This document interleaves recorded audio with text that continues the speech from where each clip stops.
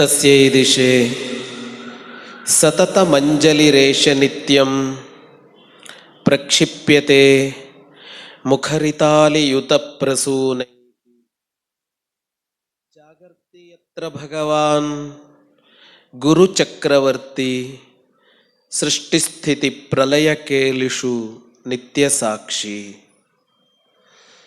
ಜಗದ್ರಣಾಂಗಣೇ ಯಸ್ಯ ಸ್ಮರಣಂ ಜಯ ಕಾರಣಂ ಪಾರ್ಥ ಸಾರಥಯೇ ತಸ್ಮೈ ಶ್ರೀಕೃಷ್ಣ ಬ್ರಹ್ಮಣೇ ನಮಃ. ಅಚತುರ್ವದನೋ ಬ್ರಹ್ಮ ದ್ವಿಬಾಹುರಪರೋ ಹರಿಃ ಅಭಾಲಲೋಚನ ಶಂಭುಃ ಭಗವಾನ್ ಬಾದರಾಯಣಃ. ಗುರು ದತ್ತಾತ್ರೇಯರ ಮತ್ತು ಗುರುನಾಥರ ಪಾವನ ಸ್ಮರಣೆಗಳೊಂದಿಗೆ ಕೃಷ್ಣಾನುಸಂಧಾನದ ಈ ಸಂಚಿಕೆಯ ಕೊನೆಯ ಘಟ್ಟ. ತನ್ನದೇ ಜಾಗದಲ್ಲಿ ತನ್ನದೇ ಸಭೆಯಲ್ಲಿ ತಾನೇ ಸಭಾತ್ಯಾಗ ಮಾಡಬೇಕಾಗಿ ಬರುತ್ತೆ ಅಂತ ಇದೆಯಲ್ಲ. ಒಬ್ಬ ಮನುಷ್ಯನಿಗೆ ಅದಕ್ಕಿಂತ ಅವಮಾನ ಇನ್ನೊಂದಿಲ್ಲ ಅಂತ.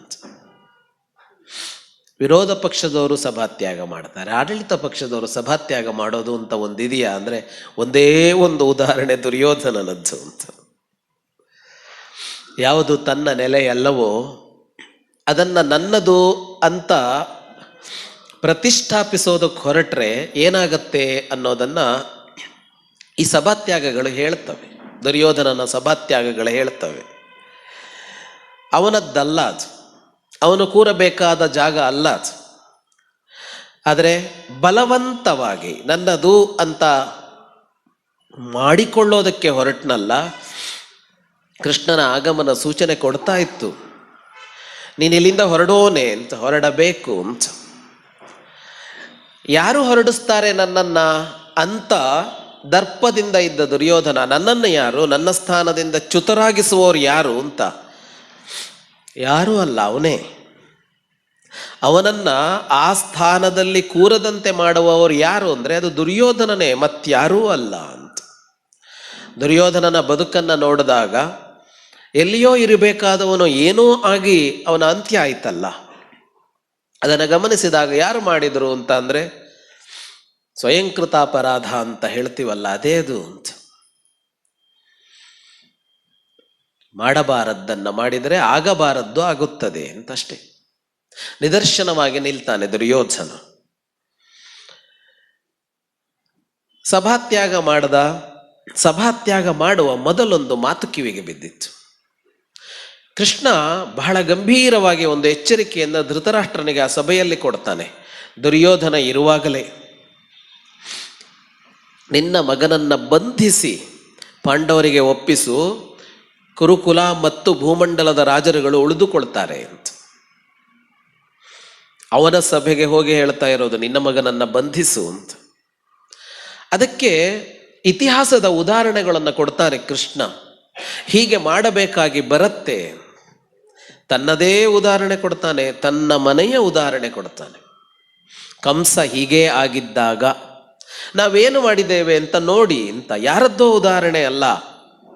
ನಿಮ್ಮ ಮನೆಗೆ ಬಂದು ನಿಮ್ಮ ಮಕ್ಕಳು ಸರಿ ಇಲ್ಲ, ಅವರನ್ನು ನಿಯಂತ್ರಣದಲ್ಲಿಡಿ, ಬಂಧಿಸಿ ಅಂತ ಹೇಳ್ತಾ ಇರೋದಲ್ಲ. ನಾವು ಹಾಗೆ ಬದುಕಿದ್ದೇವೆ ಅಂತ, ನಾವು ಹಾಗೆ ಬದುಕಿದ್ದೇವೆ ಅಂತ. ಕಂಸನನ್ನ, ಸೋದರ ಮಾವನನ್ನು ನಿಗ್ರಹಿಸಿದ್ದೇನೆ ನಾನು. ನಿಗ್ರಹಿಸಿ ಆ ಜಾಗದಲ್ಲಿ ಉಗ್ರಸೇನನನ್ನು ಮಹಾರಾಜನನ್ನಾಗಿಸಿದ್ದೇವೆ ನಾವು ಅಂತ. ನಾನು ಅಂತ ಅಲ್ಲ, ನಾವು ಅಂತ ಹೇಳ್ತಾನೆ. ಯಾಕೆಂದರೆ ಕಂಸನನ್ನು ಬದಿಗೆ ಸರಿಸಿದ್ದಕ್ಕೆ ಆ ಕುಲದವರ ಆಕ್ಷೇಪವೇ ಇಲ್ಲ. ಕಂಸನ ಬಂಟರ ಆಕ್ಷೇಪಗಳಿದ್ದಿರಬಹುದು. ಅವನ ತಂದೆ ಉಗ್ರಸೇನನಿಗಾಗಲಿ ಉಳಿದವರಿಗಾಗಲಿ ಆಕ್ಷೇಪ ಇಲ್ಲ ಅಂತ. ಇದು ಆದರ್ಶ ಅಂತ, ಇದು ಆದರ್ಶ ಅಂತ. ನಮ್ಮವರು ಪರಕೀಯರು, ಉಳಿಸಬೇಕಾದವರು ಅಳಿಸಬೇಕಾದವರು ಅನ್ನುವ ನಿರ್ಣಯ ಯಾವುದರ ಆಧಾರದ ಮೇಲೆ ಅಂತ ಅಂದರೆ ವ್ಯಕ್ತಿ ಸರಿ ಇದಾನ ಇಲ್ವಾ ಅನ್ನೋದ್ರ ಮೇಲೆ ನಿರ್ಣಯಿಸಬೇಕು. ಕುಲ ಕುಟಾರನಾಗುತ್ತಾನೆ ಅಂದರೆ, ಕುಲಕ್ಕೆ ಕಂಟಕನಾಗ್ತಾನೆ ಅಂದರೆ ಪರಿತ್ಯಾಗ ಮಾಡಬೇಕು. ಬಹಳ ಪ್ರಸಿದ್ಧವಾದ ಮಾತನ್ನು ಕೃಷ್ಣ ಆವಾಗಲೇ ಆಡ್ತಾನೆ. ತ್ಯಜೇದೇಕಂ ಕುಲಸ್ಯಾರ್ಥೆ ಗ್ರಾಮಸ್ಯಾರ್ಥೆ ಕುಲಂ ತ್ಯಜೇತ್ ಗ್ರಾಮಂ ಜನಪದಸ್ಯಾರ್ಥೆ ಆತ್ಮಾರ್ಥೆ ಪೃಥಿವೀನ್ ತ್ಯಜೇತ್. ಒಂದು ವಂಶಕ್ಕೆ ಮಾರಕವಾಗುತ್ತಾನೆ, ಅವನು ಇಲ್ಲದೇ ಇದ್ರೆ ಮಾತ್ರ ವಂಶ ಉಳಿಯತ್ತೆ ಅಂತ ಆದರೆ ಅವನನ್ನು ಬಿಟ್ಟು ಬಿಡಿ, ವಂಶ ಉಳಿಸಿಕೊಳ್ಳಿ. ಒಂದು ಊರಿದೆ, ಅಲ್ಲಿರುವ ಒಂದು ಮನೆತನದ ಕಾರಣದಿಂದ, ಒಂದು ಮನೆಯವರ ಕಾರಣದಿಂದ ಇಡೀ ಊರಿನ ಆರೋಗ್ಯ ಕೆಡತ್ತೆ ಅಂತಾದರೆ, ಸ್ವಾಸ್ಥ್ಯ ಹಾಳಾಗತ್ತೆ ಅಂತಾದರೆ ಅವರನ್ನು ಹೊರಗೆ ಹಾಕಿ. ಒಂದು ಊರೇ ತೊಡಕಾಗತ್ತೆ ಒಂದು ದೇಶಕ್ಕೆ ಅಂತ ಅಂದರೆ ಆ ಊರನ್ನು ದೇಶದಿಂದ ಹೊರಗಿಡಿ. ಇಷ್ಟು ಹೇಳಿ ಅಧ್ಯಾತ್ಮದ ಮಾತಾಡ್ತಾನೆ ಕೃಷ್ಣ. ಆತ್ಮಾರ್ಥೆ ಪೃಥ್ವೀನ್ ತ್ಯಜೇತ್. ಭೂಮಂಡಲದಲ್ಲಿ ಬದುಕಬೇಕು, ಈ ಬದುಕನ್ನು ನಮ್ಮದಾಗಿಸಿಕೊಂಡು ಬದುಕಬೇಕು. ಆದರೆ ನನ್ನ ಸಾಧನೆಗೆ ಈ ಬದುಕೇ ತೊಡಕಾಗತ್ತೆ ಅಂತಂದರೆ, ಇಲ್ಲಿಯ ಭೋಗಭಾಗ್ಯಗಳೇ ತೊಡಕಾಗುತ್ತವೆ ಅಂದರೆ ಇದನ್ನೇ ಬಿಟ್ಟು ಬಿಡಬೇಕು ಅಂತ. ಆತ್ಮಾರ್ಥೆ ಪೃಥಿವೀನ್ ತ್ಯಜೇತ್. ಅನುಕೂಲವಾಗಿದೆಯಾ ಮುಂದಿನ ಭವಿಷ್ಯಕ್ಕೆ, ಮುಂದಿನ ಬದುಕಿಗೆ, ಮುಂದಿನ ಬೆಳಕಿಗೆ ಅನುಕೂಲವಾಗಿದೆಯಾ? ಭೂಮಂಡಲವನ್ನು ಕಟ್ಟಿಕೊಳ್ಳಿ, ಇಲ್ಲಿಯ ಎಲ್ಲವನ್ನು ಕಟ್ಟಿಕೊಳ್ಳಿ, ಆಕ್ಷೇಪ ಇಲ್ಲ. ಆದರೆ ಅದು ತೊಡಕು ಅಂತ ಅನ್ನಿಸಿದರೆ, ಕಾಲಿಗೆ ಕಟ್ಟಿದ ಸರಪಳಿ ಅದು ಅಂತ ಅನ್ನಿಸಿದರೆ, ಅದು ಬಂಧನ ಅಂತ ಅನ್ನಿಸಿದರೆ ಬಿಟ್ಟು ಬಿಡಬೇಕು ಅದನ್ನು ಅಂತ ಮಾತಾಡ್ತಾನೆ ಕೃಷ್ಣ. ಯಾವಾಗ ಈ ಮಾತು ಬಂತೋದಾದ ಮೇಲೆ ಅವನು ದುರ್ಯೋಧನ ಸಭಾತ್ಯಾಗ ಮಾಡಿದ್ನಲ್ಲ, ಸಭಾತ್ಯಾಗ ಮಾಡಿದವರದ್ದು ಒಂದು ಸಭೆ ಆ ಕಡೆಯಲ್ಲಿ ನಡೆಯುತ್ತೆ. ದುರ್ಯೋಧನ, ಕರ್ಣ, ದುಶ್ಯಾಸನ, ಶಕುನಿ ಪ್ರಧಾನವಾಗಿ, ಉಳಿದವರು ಇರ್ತಾರೆ, ಅವನ ತಮ್ಮಂದಿರು ಇನ್ನೂ ಬೇರೆಯವರು ಇರ್ತಾರೆ. ಪ್ರಧಾನವಾಗಿ 4 ಜನರದ್ದೊಂದು ಸಭೆ ನಡೆಯುತ್ತೆ ಆಚೆ ಕಡೆಯಲ್ಲಿ. ಆ ಸಭೆಯಲ್ಲಿ ದುಶ್ಯಾಸನ ಮಂಡಿಸ್ತಾನೆ, ಪ್ರಸ್ತಾಪ ಮಂಡಿಸ್ತಾನೆ ಅವನು. ನಾವು ಹೀಗೆ ಬಿಟ್ಟರೆ ಇವರೆಲ್ಲ ಸೇರಿ ನಮ್ಮನ್ನು ಬಂಧಿಸಿ ಕೃಷ್ಣನಿಗೆ ಒಪ್ಪಿಸ್ತಾರೆ. ಯಾರೆಲ್ಲ? ಧೃತರಾಷ್ಟ್ರ, ಭೀಷ್ಮ, ದ್ರೋಣಾದಿಗಳೆಲ್ಲ ಸೇರಿ ನಮ್ಮನ್ನು ಬಂಧಿಸಿ ಒಪ್ಪಿಸ್ತಾರೆ ಶತ್ರುಗಳಿಗೆ. ನಮಗೆ ನಮ್ಮ ಮನೆ ಅಂತ ಇರುತ್ತಲ್ಲ, ಅದು ಯಾಕೆ ಉಳಿದೆಲ್ಲ ಸ್ಥಾನಕ್ಕಿಂತ, ಉಳಿದೆಲ್ಲ ಜಾಗಕ್ಕಿಂತ ವಿಶಿಷ್ಟವಾಗತ್ತೆ ಅಂದರೆ, ನಮಗಲ್ಲಿ ಭರವಸೆ ಇದೆ, ನಮಗಲ್ಲಿ ಭಯ ಇಲ್ಲ. ನಮ್ಮ ಮನೆಯಲ್ಲಿ ನಾವು ನಿಶ್ಚಿಂತರಾಗಿ ಬದುಕುತ್ತೇವೆ, ಮೈ ಮರೆತು ನಿದ್ರೆ ಮಾಡ್ತೇವೆ. ಯಾಕೆ? ನಮ್ಮ ಮಂಚದಲ್ಲಿ ಪಕ್ಕದಲ್ಲಿ ಮಲಗಿದವರು ಚಪ್ಪಡಿ ತೆಗೆದು ತಲೆ ಮೇಲೆ ಹಾಕೋಲ್ಲ ಅಂತ ನಂಬಿಕೆ. ನಮ್ಮ ಮನೆ ಅಂತ ಅನ್ನೋದು ನಮಗೆ ಕೊಡೋದು ಯಾವುದನ್ನ ಅಂದರೆ ನಿರ್ಭಯತ್ವವನ್ನು ಅಂತ, ಅಭಯವನ್ನು ಕೊಡತ್ತೆ ಅಂತ. ಯಾವ ವಸ್ತುವನ್ನು ಹೇಗೂ ಇಡ್ತೇವೆ ನಾವು ನಮ್ಮದಾದದ್ದನ್ನು. ಒಂದೊಮ್ಮೆ ತನ್ನ ಮನೆಯವರೇ ತನ್ನನ್ನು ಬಂಧಿಸಬಹುದು ಅಂತ ಒಬ್ಬನಿಗೆ ಅನ್ನಿಸಿದರೆ ಮತ್ತೆ ಯಾಕೆ ಬದುಕಬೇಕು ಅಂತ ಇಷ್ಟೂ ವಿಶ್ವಾಸ ಉಳಿಸಿಕೊಳ್ಳದ ವ್ಯಕ್ತಿ, ಇಷ್ಟೂ ವಿಶ್ವಾಸ ಇರದ ವ್ಯಕ್ತಿ ಅಂತ ಯಾರ ಮೇಲೆ ಅನುಮಾನ ಅಂದರೆ, ತಮ್ಮವರೆಲ್ಲ ಸೇರಿ ನಮ್ಮನ್ನು ಬಂಧಿಸಬಹುದು ಅಂತ ಕೋಟೆ ಕಟ್ಟಿಕೊಂಡಿದ್ದಾರೆ. 11 ಅಕ್ಷೌಹಿಣಿ ಸೇನೆಯನ್ನು ತಂದು ನಿಲ್ಲಿಸಿಕೊಂಡಿದ್ದಾರೆ. ಹಸ್ತಿನಪುರ ಸಾಕಾಗಲಿಲ್ಲ ಅಂತ ಸುತ್ತ ಬೇರೆ ಬೇರೆ ದೇಶಗಳಲ್ಲಿ ಬಂದು ಬೀಡು ಬಿಟ್ಟಿವೆ. ಧೃತರಾಷ್ಟ್ರ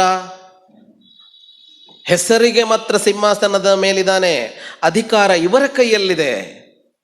ಆದರೆ ಎಂಥ ಅಭದ್ರತೆಯ ಬದುಕು ಅಂತ ಅಂದರೆ, ನಮ್ಮನ್ನು ಬಂಧಿಸಬಹುದು ಅನ್ನುವಷ್ಟು ಅಂತ.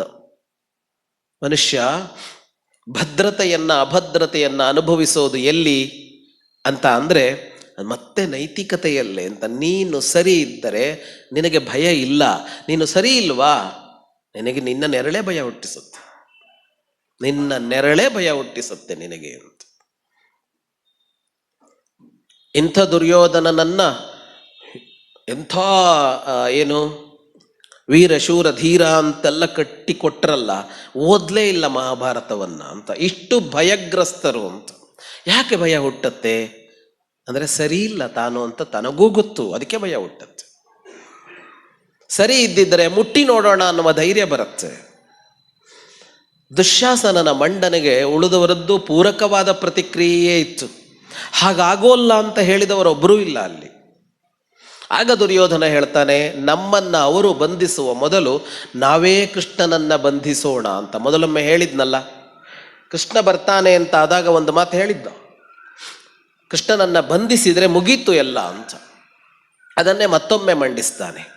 ಅದು ಆಪ್ತ ಸಭೆಯಲ್ಲಿ ಆ ಮಾತುಕತೆ ಬಂದಿತ್ತು. ಆಗ ಯಾರಿದ್ರು? ಇವರು ಮಾತ್ರ ಇದ್ದರು, ಧೃತರಾಷ್ಟ್ರ, ಭೀಷ್ಮ, ವಿದುರ, ಇವರುಗಳು ಮಾತ್ರ ಇದ್ದರು. ಈಗ ಬೇರೆಯವರು ಇದ್ದಾರೆ, ಅನ್ಯ ರಾಜರುಗಳಿದಾರಲ್ಲ. ಆ ಸಭೆಯಲ್ಲಿ ಮತ್ತೊಮ್ಮೆ ಮಂಡಿಸ್ತಾನೆ, ಕೃಷ್ಣನನ್ನ ಸೆರೆ ಹಿಡಿದರೆ ಯುದ್ಧ ಗೆದ್ದಾಯಿತು, ಪಾಂಡವರಿಗಲ್ಲ ಯಾರಿಗೂ ನಮ್ಮ ಮೇಲೆ ದಾಳಿ ಮಾಡುವ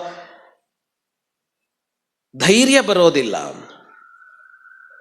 ಇವರು ಹೀಗೆಲ್ಲ ಮಾಡ್ತಾ ಇದ್ದಾಗ ಸಾತ್ಯಕಿ ಗಮನಿಸ್ತಾನೆ ಏನು ನಡೀತಾ ಇದೆ ಅಂತ.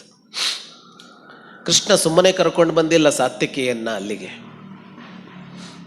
ಕಾರಲ್ಲಿ ಒಂದು ಸೀಟ್ ಖಾಲಿ ಇದೆ, ಹೋಗೋಣ ಅಂತ ಕರ್ಕೊಂಡ್ಬಂದಿದ್ದಲ್ಲ. ಅದು ರಥದಲ್ಲಿ ಜಾಗ ಇದೆ ಅಂತ. ಕೃಷ್ಣ ಅನ್ಯ ಕಾರ್ಯದಲ್ಲಿ ಮಗ್ನನಾಗಿದ್ದಾಗ ಅಲ್ಲೇನ ನಡೆಯುತ್ತೆ ಅಂತ ನೋಡಬೇಕಲ್ಲ, ಆ ಕಾರ್ಯಕ್ಕೆ ಕರೆದುಕೊಂಡು ಬಂದಿದ್ದು. ಇಂಗಿತಜ್ಞ ಅವನು. ಮನುಷ್ಯರನ್ನ ಇಂಗಿತಜ್ಞರಾಗಿ ಅರ್ಥ ಮಾಡ್ಕೋಬೇಕು ಅಂತ. ನಮ್ಮ ಹಣೆ ಬರಹ ಅವ್ರು ಬಾಯಿ ಬಿಟ್ಟು ಹೇಳಿದ್ರು ಅರ್ಥ ಆಗೋಲ್ಲ ನಮಗೆ. ಅವರು ಹೇಳದೆ ಅವರ ನಡೆಯ ಮೂಲಕ ಏನು ಯೋಚಿಸ್ತಾ ಇದ್ದಾನೆ ಅಂತ ಅರ್ಥ ಆಗಬೇಕಂತೆ. ಅಷ್ಟು ಸೂಕ್ಷ್ಮತೆ ಬೇಕು. ಬಾಯಿ ಬಿಟ್ಟು ಹೇಳಿದ್ರು ಅರ್ಥ ಆಗಲ್ವಲ್ಲೋ ನಿನಗೆ ಅಂತ ಬೈಕೊಳ್ತಾ ಇರ್ತೀವಿ ನಾವು. ಸತ್ಯಕಿಗೆ ಅನ್ನಿಸ್ತು ಏನೋ ನಡೀತಾ ಇದೆ ಅಂತ. ಸತ್ಯಕ್ಕೆ ಗುರುತಿಸಿದ ಅದನ್ನು, ಕೃಷ್ಣನನ್ನ ಬಂಧಿಸೋದಕ್ಕೆ ಸಿದ್ಧತೆ ನಡೀತಾ ಇದೆ ಅಂತ. ಇದ್ದಕ್ಕಿದ್ದಂತೆ ಸಾತ್ಯಕಿ ಸಭೆಯಿಂದ ಎದ್ದು ಹೊರಗೆ ಹೋಗ್ತಾನೆ. ಕೃಷ್ಣನಿಗೂ ಹೇಳೋದಿಲ್ಲ ಯಾಕೆ ಅಂತ. ಎದ್ದು ಹೊರಗೆ ಹೋಗಿ ಅವನು ಭೇಟಿ ಮಾಡೋದು ಕೃತವರ್ಮನನ್ನ. ಕೃತವರ್ಮ ಇನ್ನೊಬ್ಬ ಯಾದವ ವೀರ. ಈ ಅಕ್ಷೌಹಿಣಿ ಸೇನೆಯನ್ನು ಸಂಗ್ರಹಿಸುವ ಭರಾಟೆಯಲ್ಲಿ ಈ ದುರ್ಯೋಧನ ದ್ವಾರಕೆಗೆ ಹೋಗಿದ್ದ ಕಥೆ ನಿಮಗೆ ಗೊತ್ತಿದೆ. ದುರ್ಯೋಧನ ಅರ್ಜುನ ಇಬ್ಬರು ಒಟ್ಟಿಗೆ ಹೋದರು, ಆ ಕಥೆ ಕೇಳಿರ್ತೀರಿ ನೀವು. ಅಲ್ಲಿ ಹೋದ ದುರ್ಯೋಧನ ಕೃಷ್ಣನನ್ನ ಮಾತ್ರ ಭೇಟಿ ಮಾಡಲಿಲ್ಲ. ಕೃಷ್ಣನ ಭೇಟಿಯಾದ ಮೇಲೆ ಬಲರಾಮನನ್ನು ಭೇಟಿ ಮಾಡ್ದ.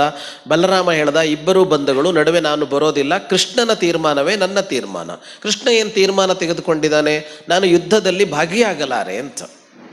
ಹಾಗಾಗಿ ಕೃಷ್ಣ ಬರಲಿಲ್ಲ, ಕೃಷ್ಣನ ಮಕ್ಕಳು ಬರಲಿಲ್ಲ, ಬಲರಾಮ ಬರಲಿಲ್ಲ, ಅವ್ರು ಯಾರೂ ಬರಲಿಲ್ಲ ಯುದ್ಧಕ್ಕೆ. ಆಗ ಕೃತವರ್ಮನನ್ನ ಭೇಟಿಯಾದ ದುರ್ಯೋಧನ. ಜೊತೆಗೆ ಕೃಷ್ಣ ಹೇಳಿದ್ದನಲ್ಲ, ತನ್ನ ನಾರಾಯಣಿ ಸೇನೆಯನ್ನು ನಿನಗೆ ಕಳಿಸಿಕೊಡುತ್ತೇನೆ ಅಂತ. ಅದರ ಜೊತೆಗೆ ಕೃತವರ್ಮ ಕೂಡ ಅವನಿಗೆ ಬೆಂಬಲ ಕೊಟ್ಟ. ಈ ಕೃತವರ್ಮ ಕೃಷ್ಣನ ನಾರಾಯಣಿ ಸೇನೆಯನ್ನು ತೆಗೆದುಕೊಂಡು, ತನ್ನ ಸೇನೆಯನ್ನು ತೆಗೆದುಕೊಂಡು ಹಸ್ತಿನಾಪುರಕ್ಕೆ ಬಂದಿದ್ದ, ದುರ್ಯೋಧನನಿಗೆ ಯುದ್ಧದಲ್ಲಿ ಸಹಕಾರ ಕೊಡೋದಕ್ಕೆ ಅಂತ. ಸಾತ್ಯಕ್ಕೆ ಹೋಗಿ ಕೃತವರ್ಮನನ್ನ ಭೇಟಿ ಮಾಡಿ ಹೇಳ್ತಾನೆ, ಕೃಷ್ಣನನ್ನ ಬಂಧಿಸುವ ಯೋಜನೆ ನಡೀತಾ ಇದೆ, ಇಡೀ ಸೇನೆಯನ್ನು ತಂದು ಅರಮನೆಯ ಮುಂಭಾಗದಲ್ಲಿ ನಿಲ್ಲಿಸು ಅಂತ. ಪರಿಸ್ಥಿತಿ ಹೇಗಿದೆ ಅಂತ ನೋಡಿ. ದುರ್ಯೋಧನನ ರಾಜಧಾನಿಯಲ್ಲಿ ಅವನ ಅರಮನೆಯ ಮುಂದೆ ಕೃಷ್ಣನ ಸೇನೆ ನಿಂತಿದೆ. ಕೃಷ್ಣನ ಸೇನೆ ನಿಂತಿದೆ ಅಂತ.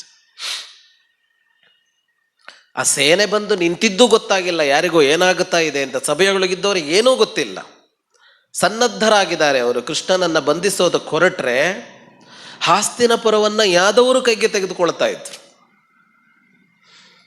ಇಷ್ಟು ಮಾಡಿದ ಸತ್ಯಕ್ಕೆ ಒಳಗೆ ಬಂದು ಕೃಷ್ಣನಿಗೆ ಹೇಳ್ತಾನೆ, ಗುಟ್ಟಾಗಿ ಹೇಳ್ತಾನೆ, ನಿನ್ನನ್ನು ಬಂಧಿಸುವ ಯೋಜನೆ ನಡೀತಾ ಇದೆ.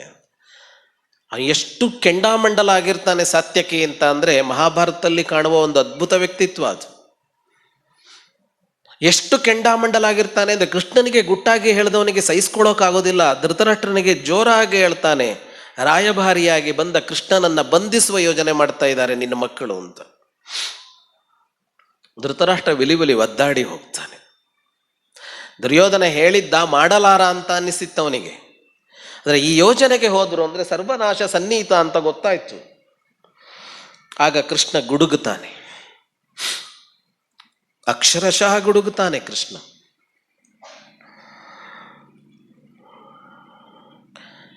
ಮುಟ್ಟಿ ನೋಡಿ ಎನ್ನುವ ಮಾತೇ ಕೃಷ್ಣ ಆಡ್ತಾನೆ. ಒಬ್ಬನೇ ಸಾಕು ಮುಗಿಸೋದಕ್ಕೆ ಅಂತ. ಯುದ್ಧ ಬೇಕಿಲ್ಲ, ಪಾಂಡವರು ಬೇಕಿಲ್ಲ, ಅಕ್ಷೌಹಿಣಿಗಳು ಬೇಕಿಲ್ಲ.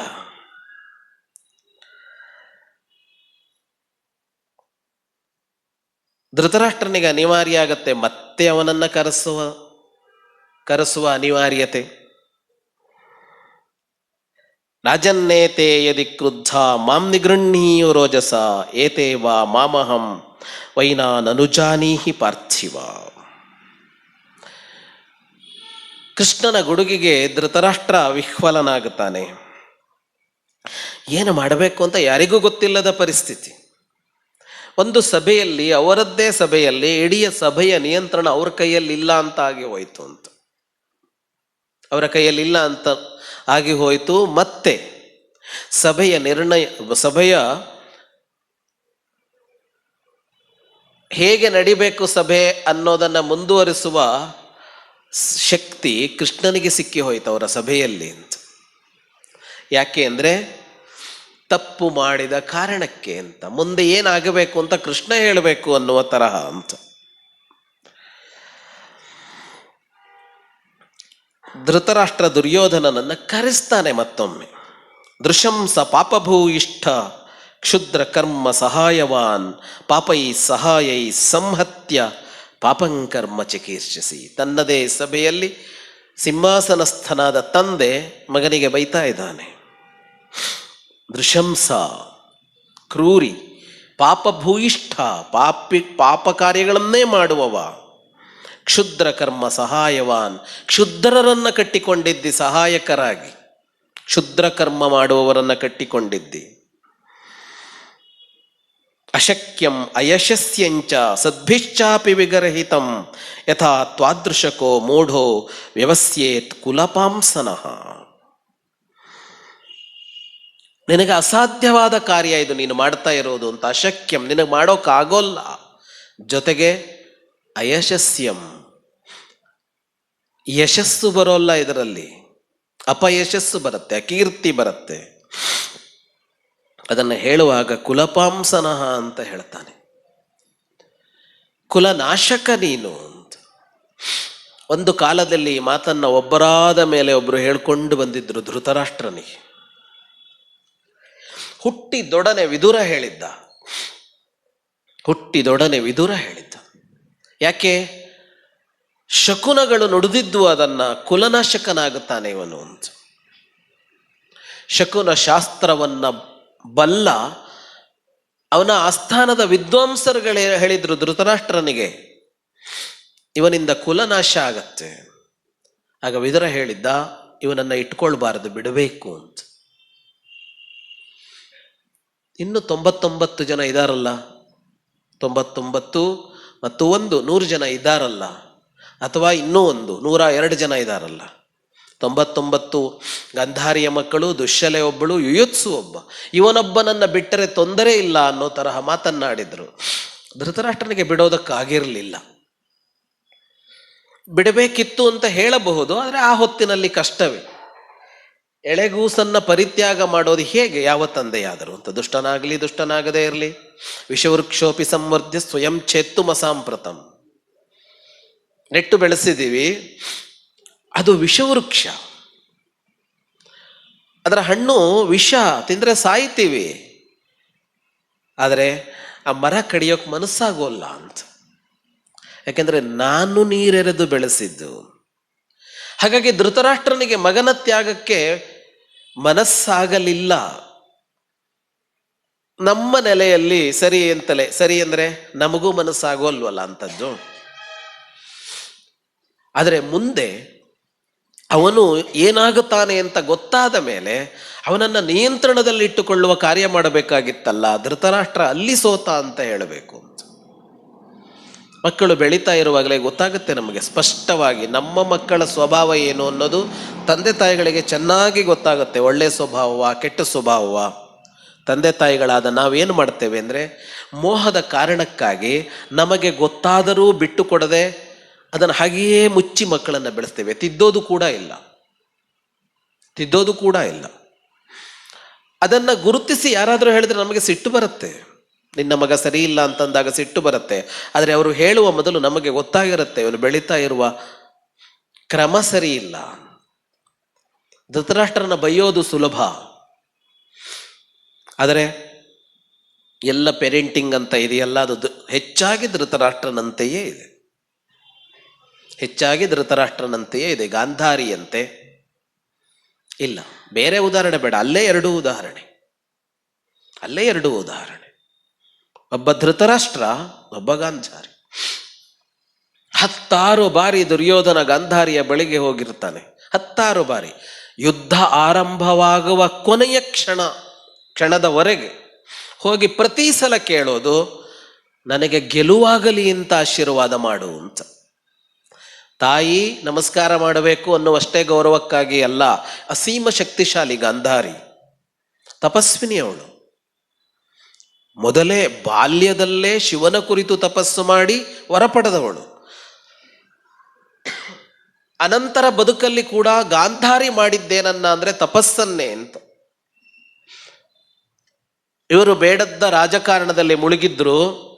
ಗಾಂಧಾರಿಗೆ ಸಹ್ಯವಾಗ್ತಾ ಇರಲಿಲ್ಲ ಅದೆಲ್ಲ. ಏನು ಮಾಡಬೇಕು, ಕೇಳೋಲ್ಲ ಮಾತನ್ನ. ಆಗ ಕಂಡುಕೊಳ್ಳಬೇಕಾದ ದಾರಿ ಯಾವುದು? ಒಂದು ಕುಟುಂಬದ ಒಳಗೆ ಗಂಡ ಮತ್ತು ಮಕ್ಕಳು ಸರಿದಾರಿಯಲ್ಲಿ ಹೋಗ್ತಾ ಇಲ್ಲ ಅಂತ ಆದಾಗ ಅವಳು ಆರಿಸಿಕೊಳ್ಳಬೇಕಾದ ದಾರಿ ಏನು ಅಂತ ಅಂದ್ರೆ, ಅವಳು ಯಶಸ್ಸಿನ ದಾರಿಯನ್ನೇ ಆರಿಸಿಕೊಂಡಿದ್ಲು. ಯಾವುದಕ್ಕಾದರೂ ಮೋಹ ಪಡಿ, ಏನಕ್ಕಾದರೂ ಆಕಾಂಕ್ಷೆ ಪಡಿ, ಆಸೆ ಪಡಿ, ನಾನು ತಪಸ್ಸಿನ ದಾರಿಯಲ್ಲಿ ಇರ್ತೀನಿ ಅಂತ. ಹಾಗಾಗಿ ಮಹಾತಪಸ್ವಿನಿ ಅವಳು. ದುರ್ಯೋಧನನಿಗೆ ಗೊತ್ತಿತ್ತು ಅದು, ತಾಯಿಯ ಆಶೀರ್ವಾದ ಒಂದಿದ್ದರೆ ತನ್ನ ಬಲಕ್ಕೆ ತಪೋಬಲವೂ ಸೇರುತ್ತೆ ಅಂತ. ತನ್ನ ಬಲಕ್ಕೆ ಅಂದ್ರೆ ತನ್ನ ಕುತಂತ್ರದ ಬಲ ಇದೆಯಲ್ಲ, ಅದಕ್ಕೊಂದು ತಪಸ್ಸಿನ ಬಲವೂ ಸೇರುತ್ತೆ ಅಂತ. ಒಂದೇ ಒಂದು ಸಲ ಗಾಂಧಾರಿ ಅಪ್ಪಿತಪ್ಪಿ ಕೂಡ ಗೆಲುವಾಗಲಿ ನಿನಗೆ ಅಂತ ಆಶೀರ್ವಾದ ಮಾಡಲಿಲ್ಲ. ಎಲ್ಲ ಸಲ ಅವಳು ಹೇಳಿದ್ದು ಒಂದೇ ಮಾತು, ಯಥೋ ಧರ್ಮ ತಥೋ ಜಯ. ಎಲ್ಲಿ ಧರ್ಮ ಇದೆಯೋ ಅದು ಗೆಲ್ಲತ್ತೆ.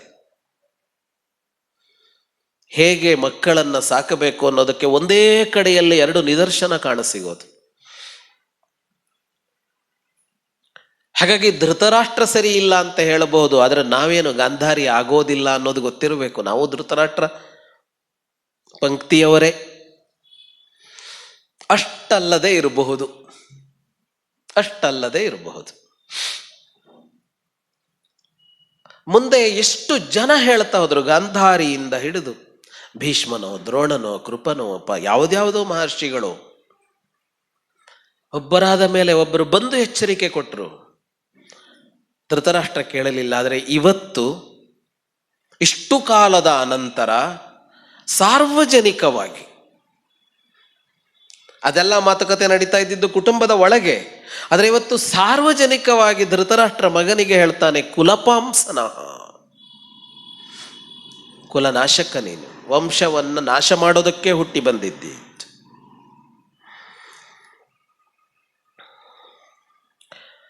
ತ್ವಮಿಮಂ ಪುಂಡರೀಕಾಕ್ಷಮಪ್ರದೃಶ್ಯಂ ದುರಾಸದಂ ಪಾಪೈ ಸಹಾಯೈ ಸಂಹತ್ಯ ನಿಗ್ರಹೀತುಂ ಕಿಲೋಚ್ಛಸಿ. ಯಾರನ್ನ ಬಂಧಿಸೋದಕ್ಕೆ ಹೊರಟಿದ್ದಿ ನೀನು? ಕೃಷ್ಣನನ್ನ ಅಂತ. ಹೇಗೆ? ಪಾಪೈ ಸಹಾಯೈ, ನಿನ್ನ ದುಷ್ಟಕೂಟದ ಜೊತೆ ಸೇರಿ. ಯೋನ ಶಕ್ಯೋ ಬಲಾತ್ಕರ್ತುಂ ದೇವೈರಪಿ ಸವಾಸವೈಹಿ, ಇಂದ್ರನೇ ದೇವತೆಗಳ ಒಡಗೂಡಿ ಬಂದರು ಇವನನ್ನು ಮುಟ್ಟೋದಕ್ಕಾಗೋಲ್ಲ ಅಂತ, ಮುಟ್ಟೋದಕ್ಕಾಗೋಲ್ಲ ಅಂತ. ಅವನು ಭಗವಂತ. ಆ ಕತೆ ಬೇರೆ, ಇಲ್ಲಿಯ ಕತೆ ಕೂಡ ಬೇರೆ ಹೇಳತ್ತಲ್ಲ. ಖಂಡವನ ದಹನದ ಹೊತ್ತಿನಲ್ಲಿ ಇಬ್ಬರೇ ಇದ್ರು ಕೃಷ್ಣಾರ್ಜುನರು. ಎದುರಿನಲ್ಲಿ ಬಂದು ನಿಂತಿದ್ದು ದೇವತೆಗಳು, ಇಂದ್ರ ಪ್ರಮುಖರು, ಇಂದ್ರ, ವರುಣ ಎಲ್ಲರೂ ಇದ್ರು. ಗೆದ್ದಿದ್ದು ಯಾರು ಅಂತ ಅಂದ್ರೆ ಕೃಷ್ಣಾರ್ಜುನರೇ. ಆ ಉದಾಹರಣೆ ಕಣ್ಣ ಮುಂದಿದೆ. ಬಹಳ ಹಳೆಯ ಉದಾಹರಣೆಯೂ ಅಲ್ಲ, ಯಾವುದೋ ಕಾಲದಲ್ಲಿ ನಡೆದ ಉದಾಹರಣೆಯೂ ಅಲ್ಲ, ಯಾವುದೋ ಗುಪ್ತ ಯುದ್ಧವೂ ಅಲ್ಲ. ಅಂದ್ರೆ ಈಗ ಅರ್ಜುನ ಸ್ವರ್ಗಕ್ಕೆ ಹೋದವನು ದೇವತೆಗಳ ವಿರೋಧಿಗಳಾದ ನಿವಾತ ಕವಚರು, ಕಾಲಕೇಯರು, ಹಿರಣ್ಯಪುರವಾಸಿಗಳು ಮೊದಲಾದ ರಾಕ್ಷಸರನ್ನ ಕೊಂದ. ಈ ಕೊಂದನಂತೆ ಅಂತ ಮಾತ್ರ ಭೂಮಿಗೆ ವರ್ತಮಾನ, ಕೊಂದಿದ್ದು ಯಾರಿಗೂ ಗೊತ್ತಿಲ್ಲ, ನೋಡಿಲ್ಲ. ಸ್ವರ್ಗಕ್ಕೆ ಹೋದನಂತೆ ಅರ್ಜುನ, ಅಲ್ಲಿ ಇವರನ್ನೆಲ್ಲ ಕೊಂದು ಬಂದನಂತೆ ಅಂತ ಯಾರೋ ನಾರದರೋ ಯಾರೋ ಬಂದು ಭೂಮಿಗೆ ಹೇಳಿದ್ರು. ಆದರೆ ಖಾಂಡವನ ವಿಷಯ ಹಾಗಲ್ಲ, ಇವರದೇ ರಾಜ್ಯದ ಒಳಗೆ ಇದ್ದಿದ್ದದು. ಖಂಡವ ಪ್ರಸ್ಥ ಅದೇ ಇಂದ್ರಪ್ರಸ್ಥವಾದದ್ದು, ಅದೇ ಇಂದ್ರಪ್ರಸ್ಥವಾದದ್ದು. ಅದು ಕಣ್ಣೆದುರಿಗಿದೆ, ದೇವತೆಗಳೇ ಏನು ಮಾಡೋದಕ್ಕಾಗಿಲ್ಲ ಇವರನ್ನ, ಅಂಥವನನ್ನ ಮುಟ್ಟೋದಕ್ಕೆ ಹೋಗ್ತಾ ಇದ್ದೀಯಲ್ಲ ಅಂತ. ಯಾವ ಬಲ, ಯಾವ ಬೆಂಬಲ ಅಂದರೆ ಒಂದು ದುಷ್ಟಕೂಟದ ಜೊತೆಗೆ ಸೇರಿ ಅಂತ.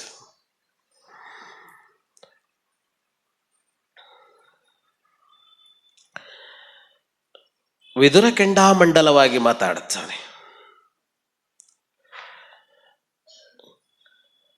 ಸಹಜವಾಗಿ ವಿದುರನಿಗೆ ಸಿಟ್ಟು ಬರಬೇಕು ಕೃಷ್ಣನ ಕುರಿತಾಗಿ ಹೀಗೆ ವರ್ತಿಸಿದಾಗ. ಯಾಕೆ ಅಂದರೆ ಆ ಸಭೆ ಇದೆಯಲ್ಲ, ಆ ಸಭೆ ಹೇಗೆ ನಡಿಬೇಕು ಅನ್ನುವಲ್ಲಿ ವಿದುರನದ್ದು ಆದ ಕರ್ತವ್ಯ ಇದೆ ಅಂತ. ಒಂದು ಸಭೆ ನಡೆಯುತ್ತೆ ಅಂತ ಅಂದರೆ ಆ ಸಭೆಯ ಕಾರ್ಯಕಲಾಪ ಹೇಗೆ ನಡಿಬೇಕು ಅಂತ ಸಿದ್ಧಪಡಿಸೋದು ಯಾರು ಅಂತ ಅಂದರೆ ಅದು ವಿದುರನೇ. ಅಂದರೆ ರಾಜ ಮತ್ತು ಮುಖ್ಯಮಂತ್ರಿ ಅಂತ ಬಂದರೆ ಮುಖ್ಯಮಂತ್ರಿ ಅಂತ ಅನ್ನೋನು ಒಬ್ಬ ಕಾರ್ಯದರ್ಶಿಯ ಸ್ಥಾನಕ್ಕೆ ಬರ್ತಾನೆ. ರಾಜನ ಅನುಮತಿಯ ಮೇರೆಗೆ ಹೇಗೆ ನಡಿಬೇಕು ಸಭೆ ಅನ್ನೋದನ್ನು ಸಿದ್ಧಪಡಿಸುವ ಮತ್ತು ಅದು ಹಾಗೆಯೇ ನಡೆದುಕೊಂಡು ಹೋಗುವಂತೆ ಮಾಡುವ ಕಾರ್ಯ ಯಾರಿದ್ದು ಅಂತ ಅಂದರೆ ಅದು ಅವನದ್ದೇ. ಅದು ಆಗಲೂ ಹಾಗೆ, ಈಗಲೂ ಹಾಗೆ. ಅದು ಸರ್ಕಾರಗಳಲ್ಲೂ ಈಗ ಹಾಗೆ, ಸಂಸ್ಥೆಗಳಲ್ಲೂ ಹಾಗೆಯೇ. ಸಂಪುಟ ಸಭೆ ನಡೀತಾ ಇದ್ರೆ ಸಂಪುಟ ಸಭೆಯ ಕಾರ್ಯಕಲಾಪಗಳನ್ನೆಲ್ಲ ಸಿದ್ಧಪಡಿಸಿ ಮುಂದುವರಿಸೋದು ಪ್ರಧಾನ ಕಾರ್ಯದರ್ಶಿ ಯಾರಿರ್ತಾರೋ ಅವರು, ಚೀಫ್ ಸೆಕ್ರೆಟರಿ. ಹಾಗಾಗಿ ವಿದುರನಿಗೆ ಈ ಸಭೆ ಹೀಗೆ ಹೋಗಬಾರದು ಅಂತ ಇದೆ, ಹಾಗೆ ಹೋದರೆ ತನ್ನದೂ ದೋಷ ಆಯಿತು ಅಂತ ಇದೆ ಅಂತ. ಹಾಗಾಗಿ ತನ್ನ ಅಸ್ತಿತ್ವವಿರುವ ತಾನು ನಡೆಸಬೇಕಾದ ಸಭೆಯಲ್ಲಿ ಇಂಥದ್ದೊಂದು ಕಂಡು ಕೇಳರಿಯದ್ದು ನಡೆಯುತ್ತೆ ಅಂತ ಅಂದರೆ, ಒಂದು ದಿನ ಮನೆಯ ಸೊಸೆಯ ಸೀರೆಗೆ ಕೈ ಹಚ್ಚುತ್ತಾರೆ, ಇನ್ನೊಂದು ದಿನ ಕೃಷ್ಣನಂತ ಕೃಷ್ಣ ಬಂದಾಗ ಬಂಧಿಸ್ತೀವಿ ಅಂತ ಹೊರಡ್ತಾರೆ ಅಂತ ಅಂದಾಗ ವಿದುರನಂತವನು ಸಹಿಸಿಕೊಳ್ಳದಾಗ್ತಾನೆ ಅಂತ.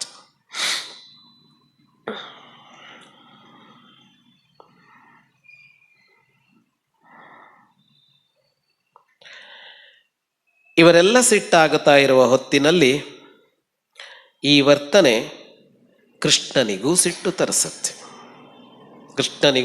ತರಿಸುತ್ತೆ.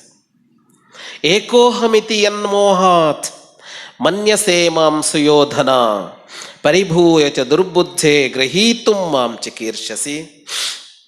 ಯಾಕೆ ನಾನು ಒಬ್ಬನೇ ಅಂತ ಅಲ್ವಾ ಅಂದುಕೊಂಡು ನೀನು ನನ್ನನ್ನು ಬಂಧಿಸೋದಕ್ಕೆ ಹೊರಟಿದ್ದು ಅಂತ. ಕೃಷ್ಣನೊಂದಿಗೆ ಬೇರೆಯವರೆಲ್ಲ ಇದ್ದಿದ್ದರೆ ಬಂಧಿಸುವ ಹುನ್ನಾರವೇ ನಡೀತಾ ಇರಲಿಲ್ಲ. ಯಾಕೆ ಅನ್ನಿಸಿತು ಅಂದರೆ ಕೃಷ್ಣ ಒಬ್ಬನೇ ಇದ್ದಾನೆ, ಅದನ್ನೇ ಕೇಳ್ತಾನೆ, ನಾನು ಒಬ್ಬನೇ ಅಂತಲ್ವ ನೀನು ಹೀಗೆ ಮಾಡ್ತಾ ಇರೋದು.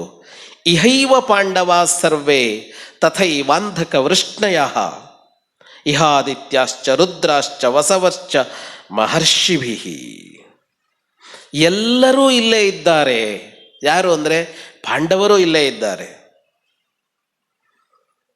ಎಲ್ಲ ಯಾದವರು ಇಲ್ಲೇ ಇದ್ದಾರೆ, ಅಂಧಕರು ವೃಷ್ಣಿಗಳು ಇವರೆಲ್ಲ ಇಲ್ಲೇ ಇದ್ದಾರೆ. ಅಷ್ಟ್ಯಾಕೆ ದ್ವಾದಶಾದಿತ್ಯರೂ ಇಲ್ಲೇ ಇದ್ದಾರೆ, ಏಕಾದಶ ರುದ್ರರೂ ಇಲ್ಲೇ ಇದ್ದಾರೆ, ಅಷ್ಟ ವಸುಗಳೂ ಇಲ್ಲೇ ಇದ್ದಾರೆ, ಮಹರ್ಷಿಗಳೂ ಇಲ್ಲೇ ಇದ್ದಾರೆ ಅಂತ ಹೇಳಿ ಅವನೇನು ಹೇಳ್ದ ಅಂತ ಅರ್ಥ ಆಗಲಿಲ್ಲ.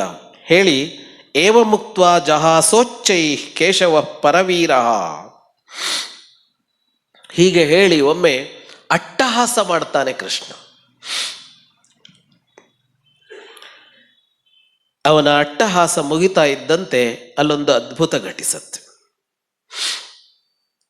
2 ಬಾರಿ ಕೃಷ್ಣನ ವಿಶ್ವರೂಪ ಪ್ರದರ್ಶನ ಆಗಿದೆ ಮಹಾಭಾರತದಲ್ಲಿ. ಒಂದು ಗೀತೋಪದೇಶದ ನಡುವೆ ಅರ್ಜುನನಿಗೆ ಹೇಳ್ತಾ ಹೋದ, ಎಲ್ಲವೂ ನನ್ನಲ್ಲಿದೆ, ಎಲ್ಲವೂ ನಾನೇ, ಎಲ್ಲದಕ್ಕೂ ಆಧಾರಭೂತನಾದವು ನಾನೇ ಅಂತ. ಹೇಗೆ ಅಂತ ಅರ್ಜುನ ಜಿಜ್ಞಾಸೆಯಲ್ಲಿ ಕೇಳಿದಾಗ ವಿಶ್ವರೂಪನಾಗಿ ಕಾಣಿಸಿಕೊಂಡು ತೋರಿಸಿದ. ಅದ್ಭುತವಾದ ವಿಶ್ವರೂಪ ದರ್ಶನ ಆಗಿದ್ದಲ್ಲಿ. ಎಂಥ ವಿಶ್ವರೂಪ ಅದು ಅಂದರೆ ಕಂಡ ಅರ್ಜುನನೇ ಹೆದರಿ ಹೋಗುತ್ತಾನೆ. ಮಹಾವೀರ,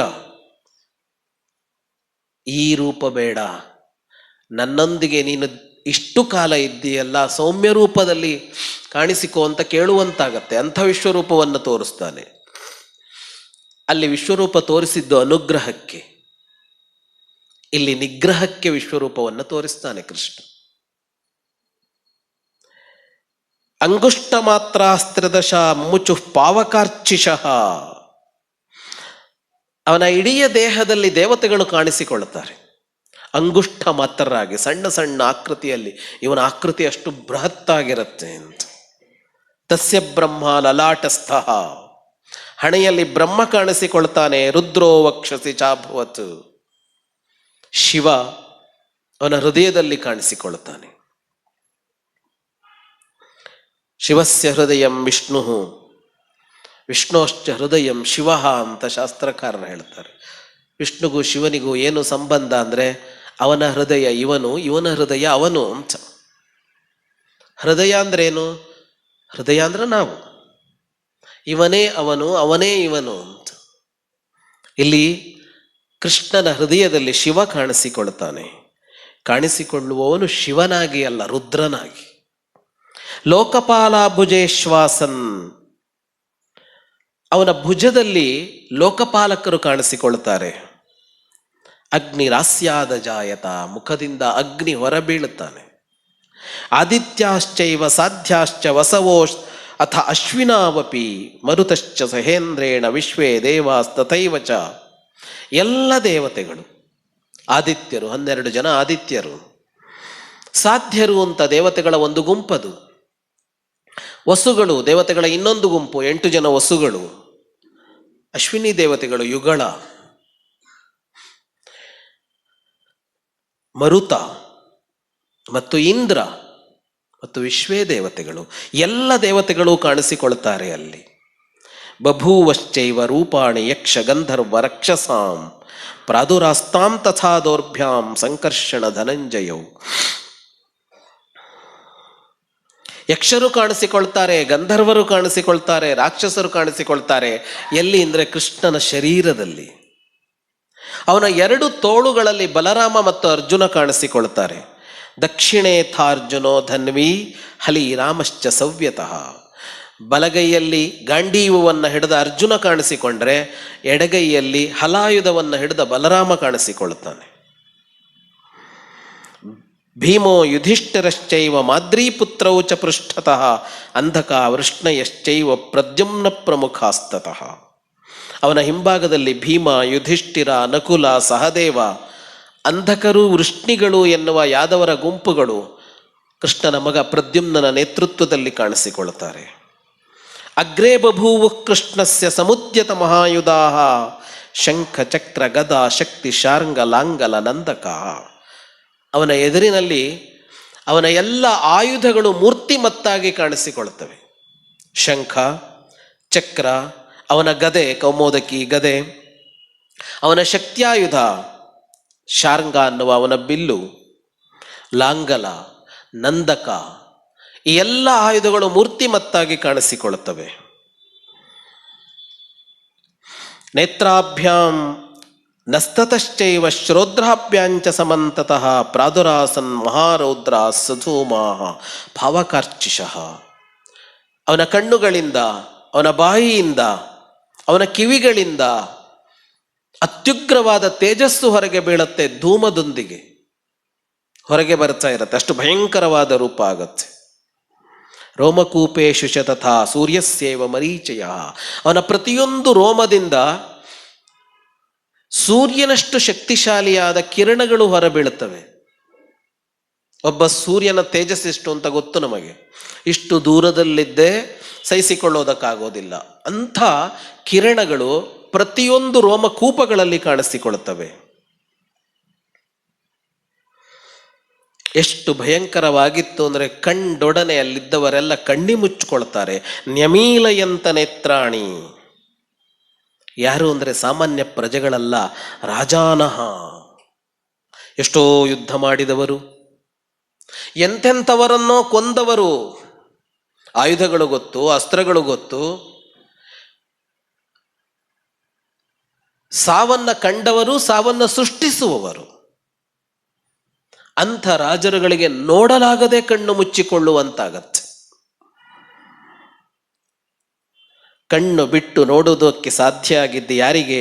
ಋತೆ ದ್ರೋಣಂಚ ಭೀಷ್ಮಂಚ ವಿದುರಂಚ ಮಹಾಮತಿಂ ಸಂಜಯಂಚ ಮಹಾಭಾಗಂ ಋಷೀಂಶ್ಚೈವ ತಪೋಧನ. ಕಣ್ಣು ಬಿಟ್ಟು ನೋಡೋದಕ್ಕೆ ಸಾಧ್ಯ ಆದದ್ದು ದ್ರೋಣರಿಗೆ, ಭೀಷ್ಮನಿಗೆ, ವಿದುರನಿಗೆ ಮತ್ತು ಸಂಜಯನಿಗೆ ಮತ್ತು ಅಲ್ಲಿದ್ದ ಮಹರ್ಷಿಗಳಿಗೆ. ನೋಡುವುದಕ್ಕೆ ಅಂತ ಬಂದಿದ್ರಲ್ಲ ವಸಿಷ್ಠರು, ವಾಮದೇವರು, ಪರಶುರಾಮರು, ನಾರದರು, ಕಣ್ವರು, ಇವರುಗಳು ಮಾತ್ರ ನೋಡೋದಕ್ಕೆ ಸಾಧ್ಯ ಆಗತ್ತೆ.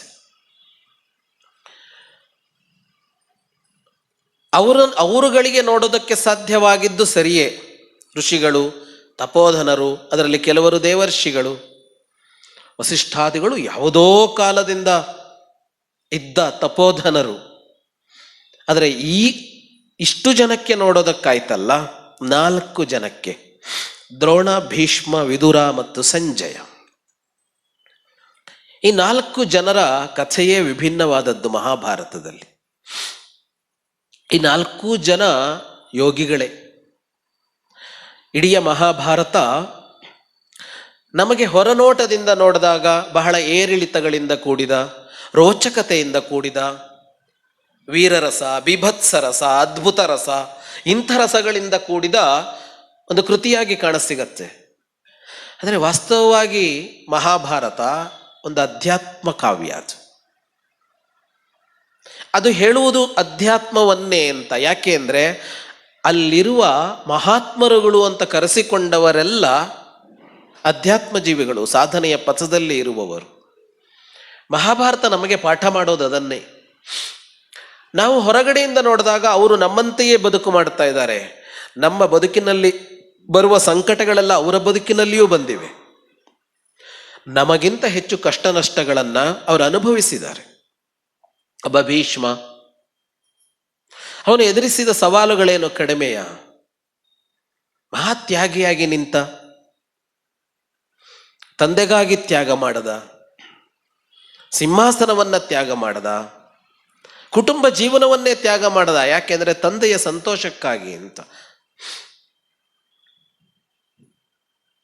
ಅದಕ್ಕಾಗಿ ಪ್ರತಿಜ್ಞೆ ಮಾಡಿದ ಪ್ರತಿಜ್ಞೆಗೆ ಇವನೇ ಸಿಂಹಾಸನವನ್ನ ಕಾಯಬೇಕಾದ ಪರಿಸ್ಥಿತಿ ನಿರ್ಮಾಣ ಆಯಿತು. ಆಗ ಸಿಂಹಾಸನ ಏರದೆ ರಾಜಕಾರಣದ ಎಲ್ಲ ಕಷ್ಟ ಸಹಿಸಿದ ಆ ಮಕ್ಕಳನ್ನು ದೊಡ್ಡ ಮಾಡೋದಕ್ಕೆ ಅಂತ ತಂದೆಗೆ ಮದುವೆ ಮಾಡಿದವ, ತಾನು ಮದುವೆಯಾಗದೇ ಇದ್ರು ತಮ್ಮಂದರಿಗೆ ಮದುವೆ ಮಾಡೋದಕ್ಕೆ ಮಾಡಲು ಹೊರಟಿದ್ದು ಒಳ್ಳೆಯ ಕಾರ್ಯ. ಆದರೆ ಆದದ್ದೆಲ್ಲಿ? ಅದು ಅಂಬೆಯಾಗಿ ತಿರುಗಿತು. ಯಾವ ಮಟ್ಟಕ್ಕೆ ಅಂದರೆ ಅತ್ಯಂತ ಗೌರವಿಸುವ ಗುರು ಬಂದು ನಿಂತು ಒಪ್ಪಿಕೋ ಅಥವಾ ಯುದ್ಧಕ್ಕೆ ಸಿದ್ಧನಾಗುವಂತ ಪರಶುರಾಮರು ಬಂದು ಹೇಳಿದ್ರು. ಅರಗಿಸಿಕೊಳ್ಳಲಾಗದ ಸಂಕಟಗಳು ಇವೆಲ್ಲ, ಧರ್ಮ ಸಂಕಟಗಳು. ಇಂಥ ಎಲ್ಲ ಸಂಕಟಗಳನ್ನು ಮೀರಿ ಬಂದವನು ಭೀಷ್ಮ. ಹಾಗೆ ತಾನೇ ಕಟ್ಟಿ ನಿಲ್ಲಿಸಿದ ಒಂದು ಸಾಮ್ರಾಜ್ಯ ದುರ್ಯೋಧನಾದಿಗಳು ಬಂದ ಮೇಲೆ ಕಣ್ಣೆದುರಿಗೆ ಕುಸಿತಾ ಇರೋದಕ್ಕೆ, ಒಂದು ಯುಗವೇ ಮೌಲ್ಯಗಳ ಕಾರಣಕ್ಕಾಗಿ ಅಸ್ಥಿರವಾಗುತ್ತಾ ಇರೋದಕ್ಕೆ ಸಾಕ್ಷಿಯಾಗಿ ನಿಲ್ಲಬೇಕಾಯಿತು. ಹೊರಟು ಹೋಗುವಂತಿಲ್ಲ, ನಡೀತಾ ಇರೋದನ್ನು ಒಪ್ಪಿಕೊಳ್ಳೋದಕ್ಕಾಗೋದಿಲ್ಲ. ಇಷ್ಟು ಕಷ್ಟಗಳು ನಮಗೆ ಬರೋದಿಲ್ಲ, ಇಷ್ಟು ಧರ್ಮ ಸಂಕಟಗಳು ನಮಗೆ ಬರೋದಿಲ್ಲ. ಇಷ್ಟು ಸಂಕಟಗಳನ್ನು ಅನುಭವಿಸಿದ ಭೀಷ್ಮ ಮಹಾಯೋಗಿ. ಡಿ.ವಿ.ಜಿ. ಇದನ್ನೇ ಹೇಳಿದ್ದು, 2 ಕೋಣೆಗಳನ್ನು ಮಾಡು ಮನದೊಳಗೆ ಅಂತ. ಒಂದು ಲೋಕದ ಜೊತೆಗೆ ಲೋಕದ ಜನರ ಜೊತೆಗೆ ಒಡನಾಟ, ಜಗಳ ಎಲ್ಲದಕ್ಕಾಗಿ ಇರಲಿ, ಒಳಗಡೆ ನೀನೊಬ್ಬನೇ ಏಕಾಂತದಲ್ಲಿ ವಿಹರಿಸುವಂತೆ ಇರಲಿ. ಭೀಷ್ಮಾದಿಗಳು ಕಟ್ಟಿಕೊಡುವುದು ಇದನ್ನ ಅಂತ. ಹೊರಗಡೆ ಇದೆಲ್ಲ ಇದೆ, ಕಟ್ಟಿಕೊಂಡು ಬದುಕ್ತಾ ಇದ್ದೀವಿ. ಆದರೆ ಅಂತರಂಗದಲ್ಲಿ ನೀನೊಬ್ಬನೇ ಬೇರೆಯಾಗಿರು, ಸಾಧಿಸ್ತಾ ಇರು. ಹಾಗಾಗಿಯೇ ಶರತಲ್ಪದಲ್ಲಿ ಮಲಗಿ ಚುಚ್ಚುವ ಬಾಣಗಳು ಅದರ ಮೇಲೆ ಮಲಗಿ ಸುದೀರ್ಘ ಕಾಲ ಯುಧಿಷ್ಠಿರನಿಗೆ ತತ್ವೋಪದೇಶ ಮಾಡಿ, ರಾಜನೀತಿಯನ್ನು ಅಧ್ಯಾತ್ಮವನ್ನೂ ಉಪದೇಶ ಮಾಡಿ ತನ್ನ ನೆಲೆಗೆ ಹಿಂದಿರುಗುವುದಕ್ಕೆ ಸಾಧ್ಯ ಆಯಿತು. ಯಾಕೆ ಸಾಧ್ಯ ಆಯಿತು ಅಂದರೆ, ಇಷ್ಟು ಸಂಕಟಗಳ ನಡುವೆ, ಇಷ್ಟು ಸವಾಲುಗಳ ನಡುವೆ ತಾನು ಅಧ್ಯಾತ್ಮದ ಬದುಕನ್ನು ಅವನು ಬದುಕಿದ್ದಕ್ಕಾಗಿ. ಇಂಥದೇ ಕತೆ ದ್ರೋಣರದ್ದು ಕೂಡ. ಹಲವು ಪ್ರಶ್ನೆಗಳಿವೆ, ಭೀಷ್ಮನ ಮೇಲಿದೆ, ದ್ರೋಣರ ಮೇಲಿದೆ. ಇದೆ ಪ್ರಶ್ನೆಗಳನ್ನು ಕೇಳಬಹುದು, ಸರಿಯಾ ಅವರು ಮಾಡಿದ್ದು ಅಂತ. ಸರಿಯಾ ತಪ್ಪ ವಿಮರ್ಶೆ ಮಾಡಲೇಬೇಕು. ಆ ಕಾವ್ಯ ಇರೋದೇ ಅದಕ್ಕೆ, ಆ ಇತಿಹಾಸವನ್ನು ಕಟ್ಟಿಕೊಟ್ಟಿದ್ದೇ ಅದಕ್ಕೆ. ಆದರೆ ಅವರ ಜಾಗದಲ್ಲಿ ನಿಂತು ನೋಡಿದರೆ ಅದು ಅವರ ಸಮಸ್ಯೆ, ಅವರ ಸಂಕಟ. ಒಬ್ಬ ದೊಡ್ಡ ಗುರುವಿನ ಮಗನಾಗಿ ಹುಟ್ಟುತ್ತಾರೆ, ಭರದ್ವಾಜರ ಮಗ. ಬೆಳೆಯುವ ಹೊತ್ತಿನಲ್ಲಿ ಗುರುಕುಲದಲ್ಲಿ ರಾಜಾನುರಾಜರ ಮಕ್ಕಳೆಲ್ಲ ಬಂದು ಕಲಿತಾ ಇದ್ದಾರೆ. ಆದರೆ ಇದ್ದಕ್ಕಿದ್ದಂತೆ ಆವರಿಸುವ ಬಡತನ, ತಂದೆಯ ನಿರ್ಯಾಣದ ಅನಂತರ ದ್ರೋಣರು ಇದ್ದಕ್ಕಿದ್ದಂತೆ ಬಡತನ. ಆಗ ಹೋಗಿ ನಿಲ್ಲುವುದು ದೃಪದನ ಎದುರು. ಅಲ್ಲಿ ಆಗುವ ಅವಮಾನ, ಬಡತನದಲ್ಲಿ ಆಗುವ ಅವಮಾನ ಇದೆಯಲ್ಲ, ಅದು ಬಹಳ ಕಷ್ಟ ಸಹಿಸೋದಕ್ಕೆ, ಅನುಭವಿಸುವುದರಿಗೆ ಗೊತ್ತು ಅದು. ಇಂಥ ದ್ರೋಣರು ಬಂದು ಅವಮಾನದ ಪರಿಹಾರಕ್ಕೆ ಅಂತ ಬಂದು ಸಿಲುಕಿಕೊಂಡಿದ್ದು ಹಾಸ್ತಿನಪುರದ ರಾಜಕಾರಣದೊಳಗೆ. ಸಿಲುಕಿಕೊಂಡ್ರು ಅಕ್ಷರಶಃ. ಹೊರಗೆ ಬರೋದಕ್ಕಾಗಿಲ್ಲ ಅವರಿಗೆ. ದುರ್ಯೋಧನ ಜೊತೆಗೇ ನಿಂತರು. ಅರ್ಜುನನ ಮೇಲೆ ಅಮಿತ ಪ್ರೀತಿ. ಪಾಂಡವರು ಧರ್ಮಿಷ್ಠರು ಅಂತ ಚೆನ್ನಾಗಿ ಗೊತ್ತು. ಅನ್ನದ ಋಣ ದುರ್ಯೋಧನನನ್ನ ಬಿಡಲಾರರು. ಈ ಮಾತನ್ನ ಗಾಂಧಾರಿ ಬೈತಾಳೆ ಅಂತ ಹೇಳಿದ್ನಲ್ಲ, ಆ ಸಭೆಯಲ್ಲಿ ಹೇಳ್ತಾಳೆ ಗಾಂಧಾರಿ. ಧೃತರಾಷ್ಟ್ರನಿಗೆ ಮಾತ್ರ ಅಲ್ಲ, ಈ ದ್ರೋಣಾದಿಗಳು ರಾಜಪಿಂಡದ ಭಯಕ್ಕಾಗಿ ಅವನ ಜೊತೆಗೆ ನಿಂತಿರಬಹುದು, ಆದರೆ ಅದು ಧರ್ಮ ಅಲ್ಲ ಅಂತ ಹೇಳ್ತಾಳೆ. ಅಂದರೆ ಅನ್ನ ಹಾಕಿದಾನೆ ಅನ್ನೋ ಕೃತಜ್ಞತೆಗೆ ನಿಂತಿರ್ತಾರೆ ಅಷ್ಟೇ ಅಂತ.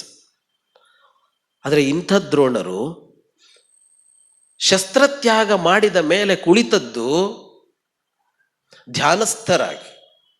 ದೃಷ್ಟದ್ಯುಮ್ನ ಅವರ ತಲೆ ಕಡಿಯುವಾಗ ಒಬ್ಬ ಮಹಾಯೋಗಿಯ ಚೈತನ್ಯ ಹೇಗೆ ಹೋಗಿ ಮೇಲೆ ಸೇರತ್ತೋ, ಯೋಗಶಾಸ್ತ್ರಗಳು ಏನನ್ನ ವರ್ಣಿಸ್ತವೆಯೋ ಆ ವರ್ಣನೆಯನ್ನ ಮಹಾಭಾರತ ಮಾಡುತ್ತೆ. ಒಬ್ಬ ಮಹಾಯೋಗಿಗೆ ಮಾತ್ರ ಸಾಧ್ಯ, ಸುಲಭಕ್ಕೆ ಸಾಧ್ಯ ಆಗೋದಿಲ್ಲ ಅದು. ಅಂದರೆ ದ್ರೋಣರು ಹೊರಗಡೆಯ ದ್ರೋಣರು ಬೇರೆ, ಒಳಗಡೆಯ ದ್ರೋಣರು ಬೇರೆ. ಒಬ್ಬ ವಿದುರ ಕೊನೆಗೆ ಈ ಧೃತರಾಷ್ಟ್ರ ವಾನಪ್ರಸ್ಥಕ್ಕೆ ಅಂತ ಹೊರಡ್ತಾನೆ. ಯಾವಾಗಲೋ ಹೋಗ್ಬೇಕಾಗಿದ್ದು ಯಾವಾಗಲೋ ಹೋಗ್ತಾನೆ.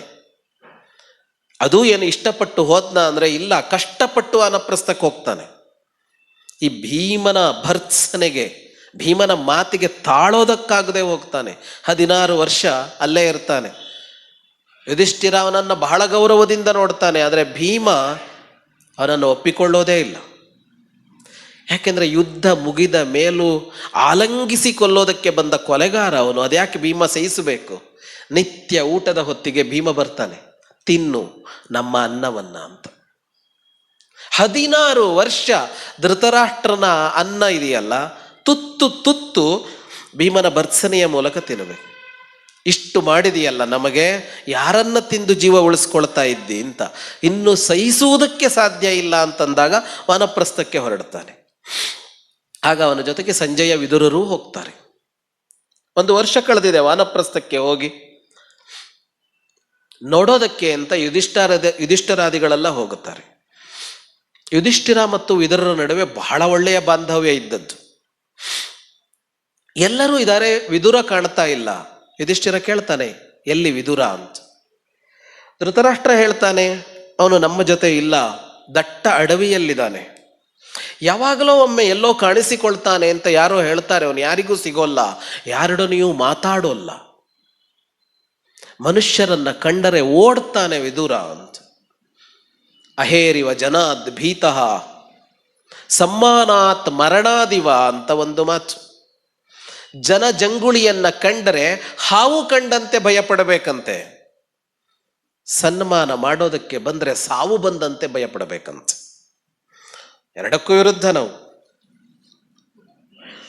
ವಿದುರ ಓಡ್ತಾನೆ, ಜನ ಕಂಡ್ರೆ ಓಡುವಷ್ಟು. ಯಾಕೆ? ಅಂಥ ವೈರಾಗ್ಯ ಅಂತ, ಅಂಥ ವೈರಾಗ್ಯ. ಸುದೀರ್ಘ ಕಾಲ ಪಾಂಡು ರಾಜನಾಗಿದ್ದಾಗ ಅವನು ಮಂತ್ರಿ ಆದದ್ದು. ಪಾಂಡುವಿನ ಆಳ್ವಿಕೆ ಮುಗಿದು ಧೃತರಾಷ್ಟ್ರನ ಕಾಲದಲ್ಲೂ ಅವನೇ ಮಂತ್ರಿ. ಧೃತರಾಷ್ಟ್ರ ಹೆಸರಿಗೆ ರಾಜನಾಗಿ ದುರ್ಯೋಧನ ಆಳುವಾಗಲೂ ವಿದುರನೇ ಮಂತ್ರಿ. ಕೊನೆಗೆ ಯುಧಿಷ್ಠಿರ ರಾಜನಾದಾಗಲೂ ಅವನೇ ಮಂತ್ರಿ. 16 ವರ್ಷಗಳ ಕಾಲ. ಇಂಥ ವಿದುರ ಅಂದರೆ ಇಷ್ಟು ಕಾಲ ಒಬ್ಬ ಪ್ರಧಾನಮಂತ್ರಿಯ ಸ್ಥಾನದಲ್ಲಿರಬೇಕು ಅಂದರೆ ಅವನು ರಾಜಕಾರಣದಲ್ಲಿಯೇ ಮುಳುಗಿರಬೇಕಲ್ವಾ. ಅಂಥ ವಿದುರ ವಾನಪ್ರಸ್ಥಕ್ಕೆ ಹೋದೊಡನೆ ಅದೆಂಥ ವೈರಾಗ್ಯ ಅವನದ್ದು ಅಂದರೆ, ಯುಧಿಷ್ಠಿರ ಅವನನ್ನು ಮಾತಾಡಿಸ್ಬೇಕು ಅಂತ ಹೋದರೆ ಓಡ್ತಾನೆ, ವಿದುರನೂ ಓಡ್ತಾನೆ, ವಿದುರನ ಹಿಂದೆ ಯುಧಿಷ್ಠಿರನೂ ಓಡ್ತಾನೆ. ಹೇಳ್ತಾನೆ, ನಿನ್ನ ಯುಧಿಷ್ಠಿರ ಬಂದಿದ್ದೀನಿ ಎಂದ್ರೂ ನಿಲ್ಲೋಲ್ಲ ಅವನು. ಯುಧಿಷ್ಠಿರನಿಗೆ ಸಿಗದೆ ತನ್ನ ಬದುಕನ್ನು ಮುಕ್ತಾಯ ಮಾಡಿಕೊಳ್ತಾನೆ ವಿದುರ. ನೋಯ್ತಾನೆ ಯುಧಿಷ್ಠಿರ. ಅಂತ್ಯ ಸಂಸ್ಕಾರಕ್ಕೆ ಅಂತ ಮುಂದಾದರೆ ಅಶರೀರವಾಣಿ ಆಗತ್ತೆ, ಬೆಂಕಿಯಲ್ಲಿ ಸುಡಬೇಡ ಅವನನ್ನು, ಅವನು ಸನ್ಯಾಸಿಯಾಗಿದ್ದ. ಸನ್ಯಾಸಿಗಳನ್ನು ಸಮಾಧಿ ಮಾಡಬೇಕು ತಾನೆ ಹೇಳಿ. ರಾಜಕಾರಣದಲ್ಲಿದ್ದು ಸುದೀರ್ಘ ಕಾಲ ಸನ್ಯಾಸಿ ಆಗೋದಕ್ಕೆ ಸಾಧ್ಯವಾ? ರಾಜಕಾರಣದವರಲ್ಲ, ನಮಗೆ ಆಗೋಲ್ಲ, ಇನ್ನವ್ರ ಕಥೆ ಏನು? ಹೇಗೆ ಸಾಧ್ಯ ಆಯಿತು ಅಂದರೆ, ಅದು ಒಂದು ದಿನದ ಸಾಧನೆ ಅಲ್ಲ, ಒಂದು ದಿನದಲ್ಲಿ ಅಂಥ ಸಾಧನೆ ಎಲ್ಲ ಮಾಡೋಕ್ಕಾಗಲ್ಲ. ಒಂದು ದಿನದಲ್ಲಿ ಬಟ್ಟೆ ಬದಲಾಯಿಸ್ಬೋದು ಅಷ್ಟೇ, ಕಾವಿ ಬಟ್ಟೆ ಹಾಕ್ಕೋಬೋದಷ್ಟೇ. ಅಂತರಂಗ ಬದಲಾಗೋದಿದೆಯಲ್ಲ, ಅದು ಇಡೀ ಬದುಕಿನ ಸಾಧನೆ. ಅಂದರೆ ಈ ಬದುಕಿನಲ್ಲೇ ಇದ್ದು ಇದರ ಕಷ್ಟ ನಷ್ಟ ಸವಾಲು ಎಲ್ಲವನ್ನ ಎದುರಿಸ್ತಾ ಮತ್ತು ಅದನ್ನು ನಿರ್ವಹಿಸ್ತಾ, ಅದಕ್ಕೆ ಬೆನ್ನು ಹಾಕಿ ಓಡಿದ್ದಿಲ್ಲ, ಬದುಕಿಗೆ ಬೆನ್ನು ಹಾಕಿ ಓಡಲಿಲ್ಲ ಇವರು ಯಾರು, ಎದುರಿಸ್ತಾ ಅಂತರಂಗದಲ್ಲೊಂದು ಬೇರೆಯ ಸಾಧನೆ ಮಾಡೋದಕ್ಕೆ ಸಾಧ್ಯ ಆಗತ್ತೆ ಅಂತ ಅನ್ನೋದನ್ನು ಹೇಳುವ ಮಹಾಭಾರತ. ಅದು ಅಧ್ಯಾತ್ಮವನ್ನಲ್ಲದೆ ಮತ್ತೇನನ್ನು ಹೇಳುತ್ತೆ ಅಂತ. ಹಾಗಾಗಿ ಮಹಾಭಾರತವನ್ನು ನೋಡಬೇಕಾದದ್ದು ಅದೇ ದೃಷ್ಟಿಕೋನದಲ್ಲಿ. ಬೇರೆ ಯಾವ ದೃಷ್ಟಿಕೋನದಲ್ಲಿ ನೋಡಿದರೂ ಅದೊಂದು ಸಣ್ಣ ಸೌಖ್ಯಕ್ಕೆ ಅಷ್ಟೇ. ಇನ್ನು ಸಂಜಯ, ಇವರೆಲ್ಲ ದೊಡ್ಡವರು ಅಂತಲಾರು ಒಪ್ಕೋಣ. ದ್ರೋಣರು, ಭರದ್ವಾಜರ ಮಗ, ಭೀಷ್ಮ ಎಂಥವನು, ವಸು ದೇವತೆ, ವಿದುರ ವ್ಯಾಸರ ಮಗ. ಸಂಜಯ ಸೂತ ಜಾತಿಗೆ ಸೇರಿದವು. ರಥ ನಿರ್ಮಾಣ ಮತ್ತು ಸಾರಥ್ಯ ಆ ಜಾತಿಯ ಕಾರ್ಯ. ಧೃತರಾಷ್ಟ್ರನಿಗೆ ಸಾರಥಿಯಾಗಿದ್ದವು. ಅಂದರೆ ಯಾವ ಹಿನ್ನೆಲೆಯೇ ಇಲ್ಲ ಅಂತ, ಜನ್ಮದ ಹಿನ್ನೆಲೆ ಇಲ್ಲ, ಜನ್ಮಾಂತರದ ಹಿನ್ನೆಲೆಗಳಿಲ್ಲ. ವ್ಯಾಸರ ದಿವ್ಯ ದೃಷ್ಟಿ ಅಂತ ಕೊಡೋದು ಸಂಜಯನಿಗೆ. ಅರ್ಜುನನಿಗೆ ಕೃಷ್ಣ ದಿವ್ಯ ದೃಷ್ಟಿ ಕೊಟ್ಟಿದ್ದ ವಿಶ್ವರೂಪ ನೋಡೋದಕ್ಕೆ. ದಿವ್ಯಂದದಾಮಿತೆ ಚಕ್ಷು ಪಶ್ಯಮೇ ಯೋಗಮೈಶ್ವರಂ. ಅರ್ಜುನನೂ ಯೋಗಿ, ಆದರೆ ಒಂದು ವಿಶ್ವರೂಪವನ್ನು ನೋಡೋದಕ್ಕೆ ಅರ್ಜುನನಿಗೆ ಕೃಷ್ಣ ದಿವ್ಯ ದೃಷ್ಟಿಯನ್ನು ಕೊಟ್ಟು ನೋಡಿಸಬೇಕು. ಆದರೆ ಇಲ್ಲಿ ಕುಳಿತ ಸಂಜಯ ಯಾರೂ ದಿವ್ಯ ದೃಷ್ಟಿ ಕೊಡದೆಯೂ ನೆಟ್ಟ ನೋಟದಿಂದ ನೋಡ್ತಾ ಇದ್ದಾನೆ ವಿಶ್ವರೂಪವನ್ನು. ಒಬ್ಬ ಸಾಮಾನ್ಯ ಮನುಷ್ಯ ಅಂತ, ಸಾಮಾನ್ಯ ಕಾರ್ಯವನ್ನೇ ಮಾಡಿಕೊಳ್ತಾ ಇದ್ದಿದ್ದವನಲ್ಲಿ.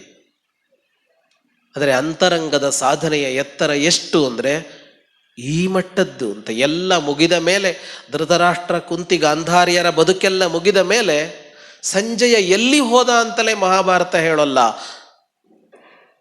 ಹರಿದ್ವಾರದಲ್ಲಿ ಹಿಮಗಿರಿಯಲ್ಲಿ ಸಾಗಿ ಹೋದ ಸಂಜಯ ಅಂತ ಬದುಕು ಮುಗಿಯತ್ತೆ ಅವನದ್ದು. ಇಷ್ಟು ಎತ್ತರಕ್ಕೆ ಏರಿದವನು ಹೇಗಾಗಿರಬಹುದು? ಅದು ಅವನ ಬದುಕು ಹೇಗಿದ್ದಿರಬಹುದು? ಕೃಷ್ಣ ಸಂಧಾನದ ಕೃಷ್ಣಾನುಸಂಧಾನ ಇದೆ. ಗೀತೆಯಲ್ಲಿ ತೋರಿದ ವಿಶ್ವರೂಪ ಅನುಗ್ರಹಕ್ಕೆ, ಇಲ್ಲಿ ನಿಗ್ರಹಕ್ಕೆ ಅಂತ ಹೇಳಿದೆ. ಯಾರಿಗೆ ನಿಗ್ರಹ? ದುಷ್ಟರಿಗೆ ನಿಗ್ರಹ. ದುಷ್ಟರಿಗೆ ನಿಗ್ರಹಕ್ಕೆ ಅಂತ ಬಂದ ಭಗವಂತ ಶಿಷ್ಟರಿಗೆ ಅನುಗ್ರಹವನ್ನೇ ಮಾಡೋದು. ನರಸಿಂಹ ಬಂದಿದ್ದು ಹಿರಣ್ಯಕಶಿಪುವನ್ನು ಕೊಲ್ಲೋದಕ್ಕೆ, ಬೇರೆ ಏನು ಉದ್ದೇಶ ಇಲ್ಲ. ನಾವು ಮೂರ್ತಿ ಮಾಡಿ ಪೂಜೆ ಮಾಡ್ತಾ ಇದ್ದೀವಲ್ಲ. ಹಾಗಾಗಿ ದುಷ್ಟರಿಗೆ ಯಾವ ರೂಪ ತಳೆದರೂ ಅದು ಶಿಷ್ಟರಿಗೆ ಅನುಗ್ರಹವೇ ಅಂತ.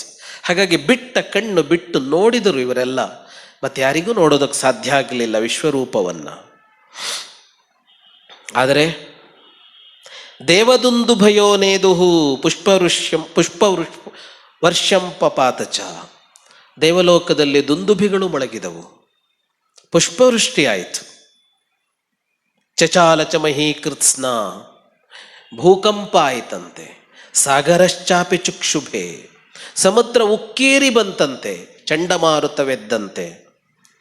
ವಿಸ್ಮಯಂ ಪರಮಂ ಜಗ್ಮು ಪಾರ್ಥಿವ ಭರತರ್ಷಭ. ನೋಡೋದಕ್ಕಾಗಲಿಲ್ಲ, ಆದರೆ ಅನುಭವಕ್ಕೆ ಬಂತು. ರಾಜರುಗಳು ವಿಸ್ಮಿತರಾಗಿ ಬಿಟ್ಟರು. ಇಷ್ಟನ್ನ ತೋರಿಸಿದವ ಒಂದೂ ಮಾತನಾಡದೆ ತತಸ್ಸ ಪುರುಷ ವ್ಯಾಗ್ರಹ ಸಂಜಹಾರವ ಪುಸ್ವಕಂ. ತನ್ನ ಈ ವಿಶ್ವರೂಪವನ್ನ ಒಳಗೆಳೆದುಕೊಂಡ ಕೃಷ್ಣ. ಅದು ಹೊರಗಿನಿಂದ ಬಂದಿದ್ದಲ್ಲ, ಒಳಗಿನಿಂದ ವ್ಯಕ್ತವಾದದ್ದು, ಮತ್ತೆ ಒಳಗೆ ತುಂಬಿಸಿಕೊಂಡ. ಋಷಯೋಂತರ್ಹಿತ ಜಗ್ಮುಹು ತತಸ್ತೆ ನಾರದಾದಯ. ಯಾವಾಗ ಕೃಷ್ಣ ಮೊದಲ ರೂಪಕ್ಕೆ ಬಂದನೋ ಅಲ್ಲಿ ಕುಳಿತಿದ್ದ ನಾರದಾದಿಗಳು ಕಾಣಿಸ್ತಲೇ ಇಲ್ಲ, ಅಂತರ್ಹಿತರಾದರಂತೆ. ಅಂತರ್ಧಾನ ಅಂತ ಹೇಳ್ತೀವಲ್ಲ, ಇಷ್ಟನ್ನ ನೋಡೋದಕ್ಕೆ ಬಂದಿದ್ರು ಅವರು ಅಂತ. ಅಂತರ್ಧಾನರಾಗ್ತಾರೆ ಅವರು.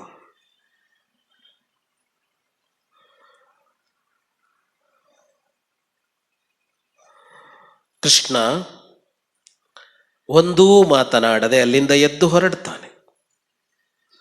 ಒಂದು ಕೈಯಲ್ಲಿ ಸಾತ್ಯಕಿಯ ಕೈಯನ್ನು ಹಿಡಿದುಕೊಂಡು, ಇನ್ನೊಂದು ಕೈಯಲ್ಲಿ ಕೃತವರ್ಮನ ಕೈಯನ್ನು ಹಿಡಿದುಕೊಂಡು ಸಭೆಯಿಂದ ಹೊರಗೆ ಬರ್ತಾನೆ. ಒಂದೂ ಮಾತನಾಡದೆ ತನ್ನ ರಥವನ್ನು ಏರ್ತಾನೆ. ಕೃಷ್ಣನ ರಥ ಹೊರಡತ್ತೆ ಅಲ್ಲಿಂದ. ಕೃಷ್ಣ ಸಂಧಾನ ಅನ್ನೋದು ಏನಾಗಬೇಕಿತ್ತು, ಏನಾಯಿತು ಅಂತ ಅಂದರೆ, ಏನನ್ನ ಹೇಳಬೇಕೋ ಅಷ್ಟನ್ನೂ ವಿಶ್ವರೂಪ ದರ್ಶನದಲ್ಲಿಯೇ ಹೇಳಿ ಹೊರಟು ಬಿಡ್ತಾನೆ ಕೃಷ್ಣ. ಈ ವಿಶ್ವರೂಪ ದರ್ಶನಕ್ಕೆ ಬಹಳ ಅರ್ಥಗಳಿವೆ.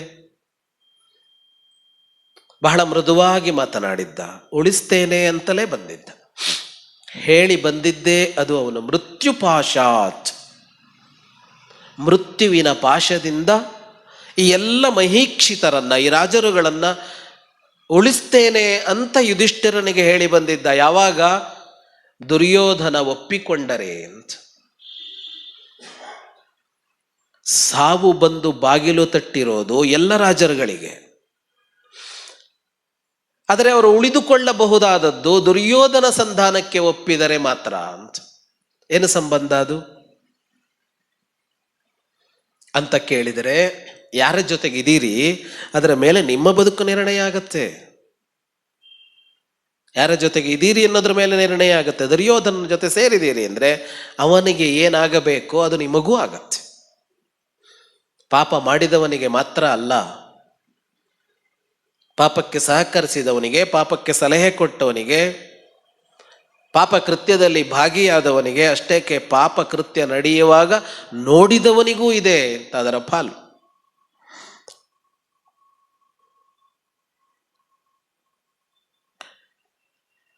ಮತ್ತೆ ಧೃತರಾಷ್ಟ್ರ ಹೇಳ್ತಾನೆ, ಸಂಧಾನ ಮಾಡಿಕೊಳ್ಳಿ ಅಂತ. ಯಾವದ್ಬಲಂ ಮೇ ಪುತ್ರೇಶು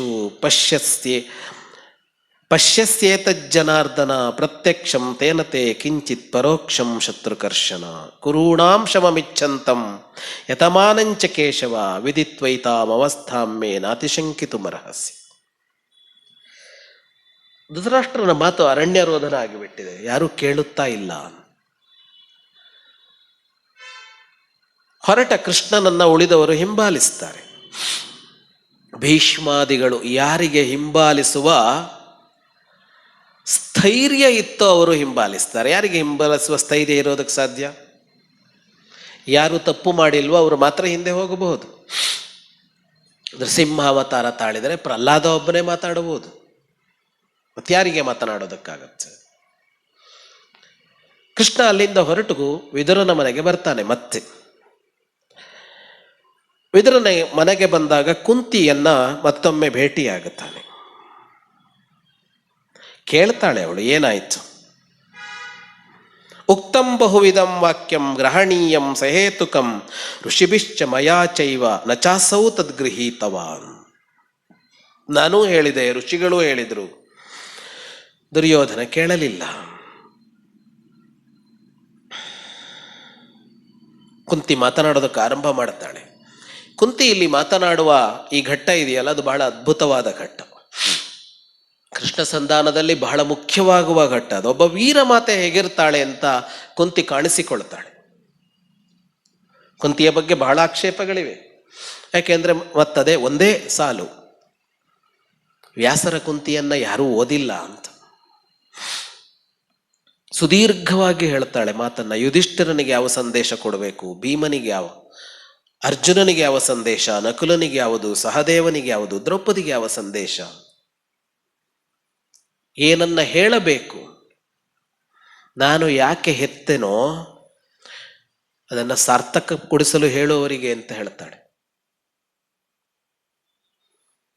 ಬಹಳ ಸುಂದರವಾದ ಒಂದು ಮಾತು ಅವಳು ಹೇಳೋದು ಅಂದರೆ,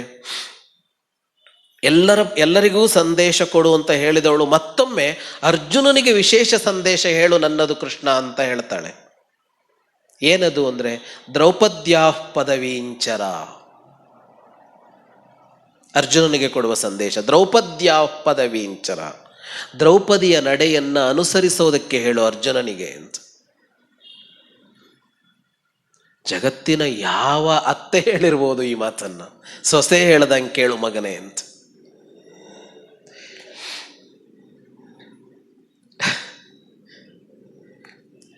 ಅತ್ತೆ ಈ ಮಾತು ಹೇಳೋದಕ್ಕೆ ಸೊಸೆ ಕೊಡುಗೆನೂ ಇರಬೇಕಲ್ಲ. ಒಬ್ಬ ಕುಂತಿಗೆ ಒಬ್ಬ ಹೆಣ್ಣಾಗಿ, ಅತ್ತೆಯಾಗಿ ಸೊಸೆಯಾಗಿ ತಮಾಷೆ ವಿಷಯ ಬಿಡಿ, ಒಂದು ಹೆಣ್ಣಾಗಿ ದ್ರೌಪದಿಯ ನೋವೇನು ಅಂತ ಗೊತ್ತಿದೆ ಅಂತ. ತುಂಬಿದ ಸಭೆಯಲ್ಲಿ ತನ್ನ ಮನೆಯಲ್ಲಿ, ತನ್ನ ಅರಮನೆಯಲ್ಲಿ, ಯಾವ ಅರಮನೆಯ ಸಿಂಹಾಸನದ ಮೇಲೆ ಪಟ್ಟಮಹಿಷಿಯಾಗಿ ಕೂರಬೇಕಾಗಿತ್ತೋ ಆ ಸಭೆಯಲ್ಲಿ, ಮುಂದೆ ಎಲ್ಲಿ ಪಟ್ಟಮಹಿಷಿಯಾಗಿ ಕೂತಳೋ ಆ ಸಭೆಯಲ್ಲಿ ಅಂಥ ನೀಚಕೃತ್ಯ ನಡೆದರೆ ಅತ್ತೆಯಾಗಿ ಅಲ್ಲ, ಹೆಣ್ಣಾಗಿ ಕುಂತಿ ಹೇಗೆ ಸಹಿಸ್ಕೊಂಡಿರಬೇಕು ಅಂತ. ಅದಕ್ಕೆ ಅವಳು ಹೇಳಿದ್ದ, ಅವಳಿಗೆ ಗೊತ್ತು ಅರ್ಜುನನ ಸ್ವಭಾವ ಏನು ಅನ್ನೋದು ಚೆನ್ನಾಗಿ ಗೊತ್ತು. ಮಹಾವೀರ, ಅದರ ಯುದ್ಧ ವಿರೋಧಿ. ಅವಳಿಗೆ ಯಾರೂ ಹೇಳಿಲ್ಲ ಅಲ್ಲೇನು ಮಾತುಕತೆ ಆಗಿದೆ ಅಂತ. ಅವಳಿಗೆ ಗೊತ್ತಿದೆ ಅರ್ಜುನ ಸಿದ್ಧನಾಗೋಲ್ಲ. ಅರ್ಜುನ ಸಿದ್ಧನಾಗದೆ ಇದ್ದರೆ ಯುದ್ಧ ಆಗೋಲ್ಲ, ಯುದ್ಧ ಆದರೂ ಗೆಲುವು ಸಿಗೋಲ್ಲ.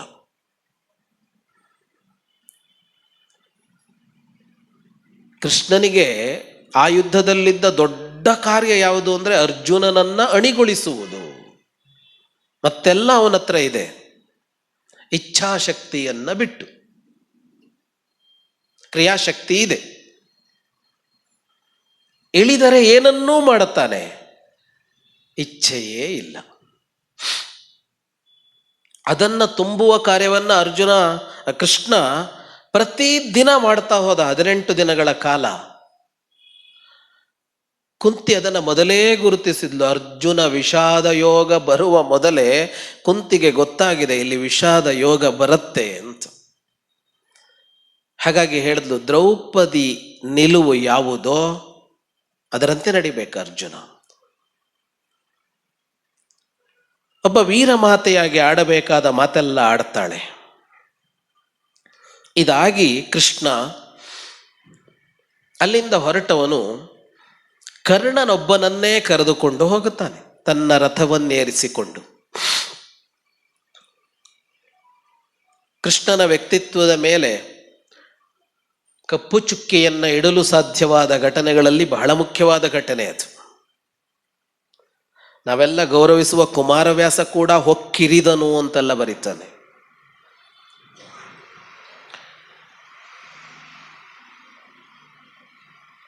ಕೃಷ್ಣ ಕರ್ಣನಿಗೆ ಜನ್ಮರಹಸ್ಯವನ್ನ ಹೇಳಿ ಒಡೆದ ಅಂತ ಅಂದುಕೊಂಡಿರುವ ಕಥೆ.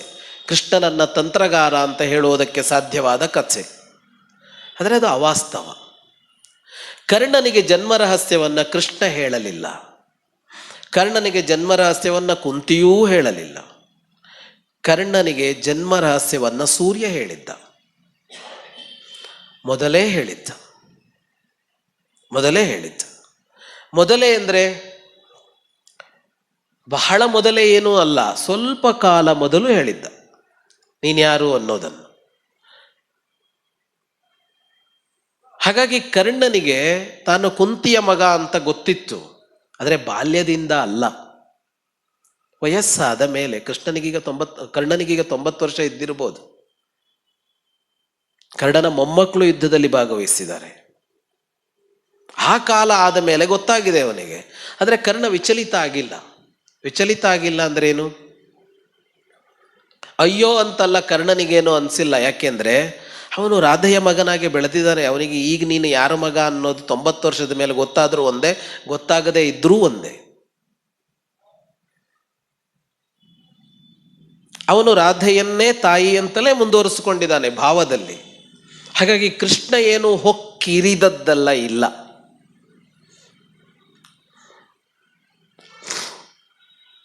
ನೀವು ವ್ಯಾಖ್ಯಾನ ಗಾಯನ ಮಾಡುವಾಗ ಅದನ್ನೊಂದು ಬಿಟ್ಕೊಳ್ಳಿ ಇನ್ನು ಮುಂದಾದರೂ. ಮನೇಲಿ ಕೃಷ್ಣನ್ ಪೂಜೆ ಮಾಡೋದು, ಇಲ್ಲಿ ಬಂದು ವ್ಯಾಖ್ಯಾನ ಮಾಡಿ ಇನ್ನೊಂದು ಹೇಳೋದು ಆಗೋದು ಬೇಡ. ಕೃಷ್ಣ ಕರ್ಣನನ್ನು ಕರ್ಕೊಂಡೋಗಿ ಮಾತನಾಡಿದ್ದೇನನ್ನ ಅಂತ ಅಂದ್ರೆ, ಕರ್ಣನ ಎದುರಿಗೆ ಧರ್ಮಶಾಸ್ತ್ರವೊಂದನ್ನು ಬಿಚ್ಚಿಡ್ತಾನೆ. ಧರ್ಮಶಾಸ್ತ್ರವೊಂದನ್ನು ಬಿಚ್ಚಿಟ್ಟು ಒಂದು ಪ್ರಸ್ತಾಪವನ್ನು ಮಂಡಿಸ್ತಾನೆ. ಆ ಪ್ರಸ್ತಾಪ ಯಾವುದು ಅಂದರೆ, ಯುದ್ಧ ನಡೆಯದೇ ಇರುವುದಕ್ಕಾಗಿ ಇನ್ನೊಂದು ಪ್ರಯತ್ನ. ಕೃಷ್ಣ ಶಾಂತಿಗಾಗಿ ನಡೆಸುವ ಇನ್ನೊಂದು ಪ್ರಯತ್ನ ಅದು. ಗೀತೆಯಲ್ಲಿ ಯುದ್ಧಕ್ಕೆ ಪ್ರೇರಣೆ ಕೊಟ್ಟ ಕೃಷ್ಣ ಹಿಂಸಾ ಪ್ರತಿಪಾದಕ ಅಂತ ಹೇಳುವವರೆಲ್ಲ ನೋಡಬೇಕಾದ ಘಟ್ಟ ಅದು. ಎಷ್ಟು ಪ್ರಯತ್ನ ಮಾಡಿದಾನೆ ಕೃಷ್ಣ ಯುದ್ಧ ನಿಲ್ಲಿಸೋದಕ್ಕೆ ಅಂತ. ಧರ್ಮಶಾಸ್ತ್ರಗಳಲ್ಲಿ ಒಂದು ಮಾತು ಇದೆ. ಏನು ಅಂದರೆ, ಒಬ್ಬ ಸ್ತ್ರೀಗೆ ವಿವಾಹಕ್ಕಿಂತ ಮೊದಲು ಒಂದು ಮಗು ಆಗಿರುತ್ತೆ ಅಂತ ಅಂದ್ಕೊಳ್ಳೋಣ. ಆಗಬಾರದು, ಸಮಾಜದಲ್ಲಿ ಆಗಬೇಕು ಅಂತಲ್ಲ ಧರ್ಮಶಾಸ್ತ್ರದ ಆಶಯ. ಆದರೆ ಏನೂ ಆಗಬಹುದಲ್ವಾ? ಆಗಿದೆ ಅಂತ ಅಂದುಕೊಳ್ಳೋಣ. ಆಗಿದೆಯಲ್ಲ, ಅಲ್ಲೇ ಆಗಿದೆಯಲ್ಲ, ಕುಂತಿಯ ಕಥೆಯೇ ಇದೆಯಲ್ಲ. ಹಾಗಾದಾಗ ಏನು ಮಾಡಬೇಕು ಅಂತ ವಿಷಯ. ಇವತ್ತು ಹಾಗಾದರೆ ಮರ್ಯಾದಾ ಹತ್ಯೆಯವರೆಗೂ ಹೋಗ್ತೀವಿ ನಾವು. ಆದರೆ ಶಾಸ್ತ್ರ ಇಷ್ಟು ಕಠೋರ ಅಲ್ಲ. ವಿವಾಹ ಪೂರ್ವದಲ್ಲಿ ಅವಳಿಗೆ ಮಗು ಆಗಿದ್ರೆ ಮಗುವಿನ ಗತಿ ಏನು ಅಂತ ಅಂದರೆ, ಅವಳು ಯಾರನ್ನ ವಿವಾಹವಾಗ್ತಾಳೋ ಆ ವ್ಯಕ್ತಿಯ ಹಿರಿಯ ಮಗನ ಸ್ಥಾನ ಅವನಿಗೆ ಬರುತ್ತೆ. ಒಂದು ಮಗು ಹುಟ್ಟಿದರೆ ಅದು ಅಸ್ತಿತ್ವರಹಿತವಾಗುವಂತೆ ಇಡುವಂತಿಲ್ಲ, ಅದು ಅನಾಥವಾಗುವಂತೆ ಇಲ್ಲ. ಶಾಸ್ತ್ರ ಅದನ್ನು ಒಪ್ಪೋದಿಲ್ಲ. ಹಾಗಾಗಿ ಯಾರನ್ನ ವಿವಾಹವಾಗ್ತಾಳೋ ಅವನ ಹಿರಿಯ ಮಗ. ಹಿರಿಯ ಮಗ ಅಂದರೆ ಏನು? ಅಲ್ಲಿ ವ್ಯಾವಹಾರಿಕತೆ ಕೂಡ ಇದೆ. ಹಿರಿಯ ಮಗ ಅಂದರೆ ಆಸ್ತಿಯಲ್ಲಿ ಪಾಲು ಬರುತ್ತೆ. ಅವಳು ಮದುವೆ ಆಗಿ ಹೋದ್ಲು, ಇವನು ಅನಾಥನಾಗಿ ಭಿಕ್ಷೆ ಬೇಡಿ ಬದುಕಬೇಕಾ ಅಂದರೆ ಇಲ್ಲ, ಅವನ ಆಸ್ತಿಯಲ್ಲಿ ಸಮಾನ ಪಾಲು ಬರುತ್ತೆ ಅವನಿಗೆ. ಸಮಾನ ಪಾಲೋ ಜ್ಯೇಷ್ಠಸ್ಯ ಶ್ರೇಷ್ಠ ಭಾಗ ಅಂತಲೂ ಒಂದು ಕಾಲ ಇತ್ತು. ಹಿರಿಯ ಮಗನಿಗೆ ಹೆಚ್ಚು ಆಸ್ತಿ ಅನ್ನೋ ಕಾಲವೂ ಇತ್ತು. ಕ್ಷತ್ರಿಯರಲ್ಲಿ ಹೇಗೆ?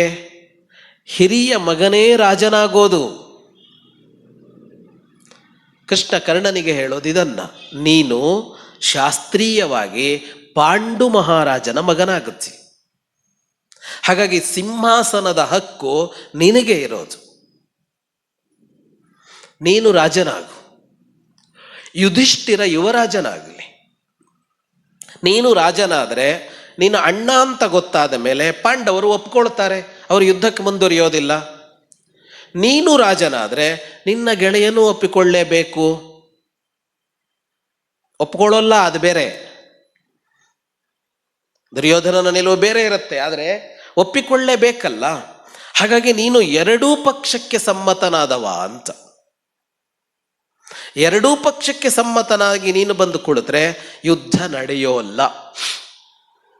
ಒಂದೊಮ್ಮೆ ದುರ್ಯೋಧನ ಒಪ್ಪದೇ ಇದ್ದರೂ ಕರ್ಣ ಪಾಂಡವರ ಜೊತೆಗೆ ಹೋಗಿ ರಾಜನಾಗ್ತಾನೆ ಅಂದರೆ ದುರ್ಯೋಧನ ಯುದ್ಧ ಮುಂದುವರಿಸ್ತಾ ಇರಲಿಲ್ಲ. ದುರ್ಯೋಧನನಿಗೆ ಇದ್ದ ಒಂದೇ ಭರವಸೆ ಕರ್ಣ, ನಾನು ಗೆಲ್ತೀನಿ ಅಂತ ಅನ್ನೋದಕ್ಕೆ. ಕರ್ಣನೇ ಜೊತೆಗಿಲ್ಲ ಅಂದರೆ ದುರ್ಯೋಧನ ಯುದ್ಧಕ್ಕೆ ಮುಂದಾಗ್ತಾ ಇರಲಿಲ್ಲ. ಹಾಗಾಗಿ ಯುದ್ಧ ನಿಲ್ಲತ್ತೆ.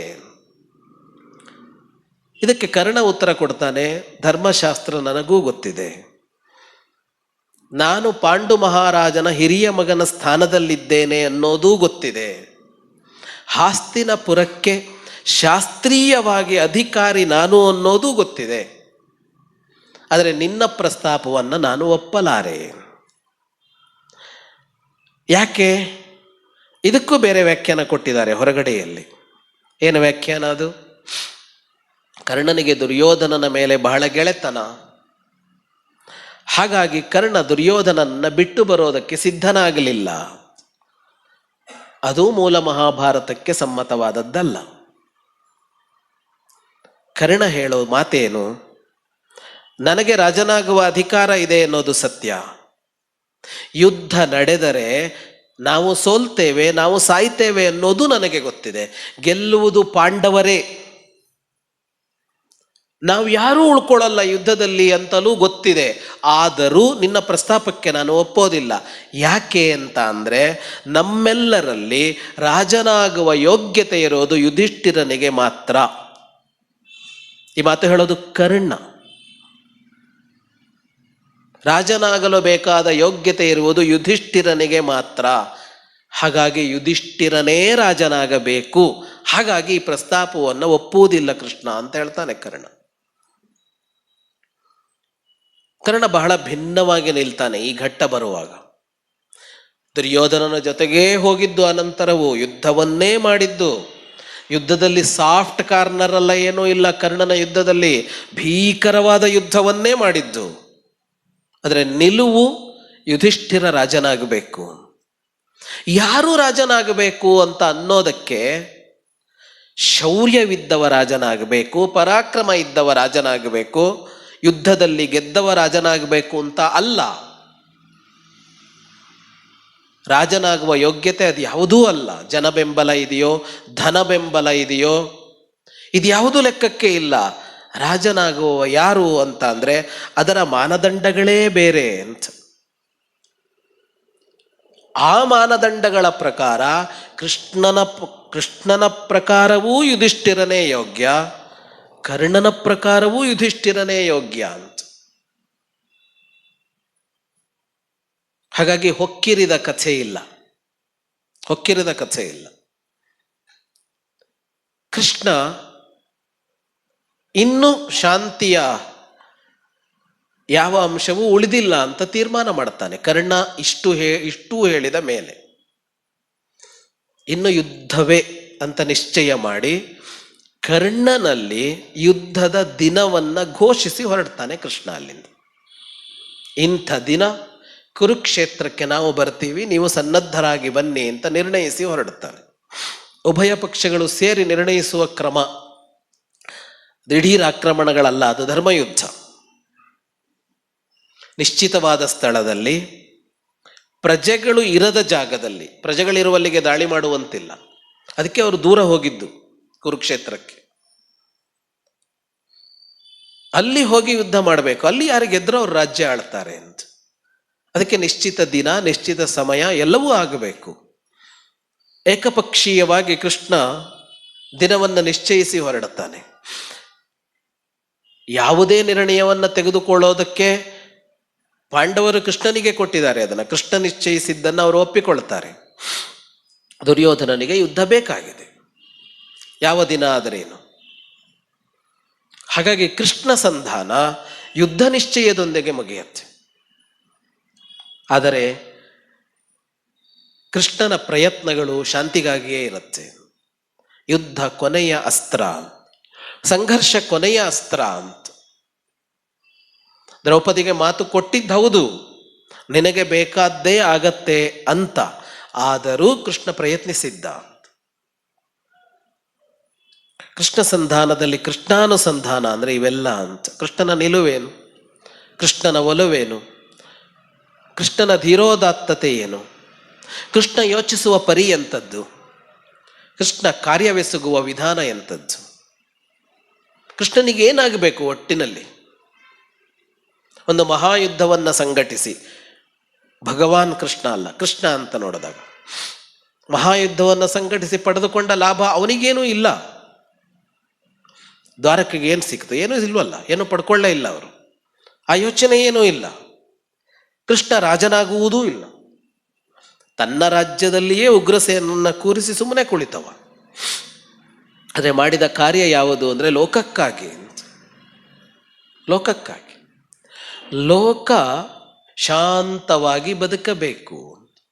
ಶಾಂತಿ ಎನ್ನುವ ಶಬ್ದಕ್ಕೆ ಭೌತಿಕದ ಬದುಕಿನಲ್ಲಿ ಇರುವ ಸ್ಥಾನಕ್ಕಿಂತಲೂ ಅಧ್ಯಾತ್ಮದ ಲೋಕದಲ್ಲಿ ಇರುವ ಸ್ಥಾನ ಹೆಚ್ಚು.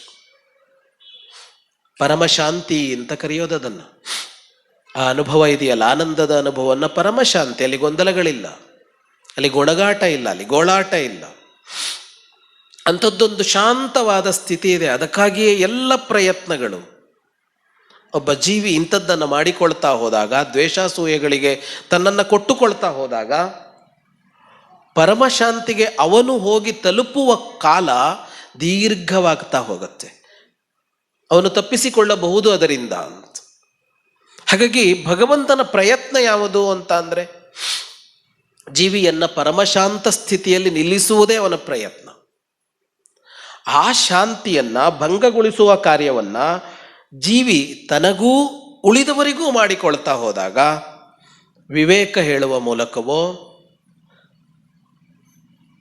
ವಿಧ ವಿಧದ ಕಾರ್ಯಗಳಿಂದ ಪ್ರಯತ್ನಗಳಿಂದ ಶಾಂತಿಯನ್ನು ಸ್ಥಾಪಿಸುವುದರ ಮೂಲಕವೋ ಯಾವುದೂ ಸಾಧ್ಯವಿಲ್ಲ ಅಂತ ಅಂದಾಗ, ಯುದ್ಧದ ಮೂಲಕವೇ ಶಾಂತಿ ಅಂತ ಆದರೆ ಯುದ್ಧದ ಮೂಲಕವೋ ಭಗವಂತ ಶಾಂತಿ ನೆಲೆಸುವಂತೆ ಮಾಡ್ತಾನೆ.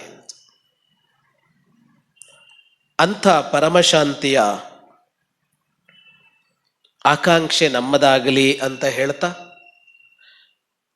ಕೃಷ್ಣನ ಅವತಾರ, ಕೃಷ್ಣನ ವ್ಯಕ್ತಿತ್ವ ಎಲ್ಲವೂ ಇಂಥ ಪರಮಶಾಂತ ಸ್ಥಿತಿಯಲ್ಲಿ ನಮ್ಮೆಲ್ಲರನ್ನ ನಿಲ್ಲಿಸುವುದಕ್ಕೆ ಆಗಿದೆಯೇ ಹೊರತು ತತ್ಕಾಲದ ದುಷ್ಟರ ಸಂಹಾರಕ್ಕಾಗಿ ಮಾತ್ರ ಅಲ್ಲ ಅಂತ ಅಷ್ಟು ಮಾಡಿ ಮುಗಿಸಿ ಹೋಗಬಹುದಾಗಿತ್ತಲ್ಲ.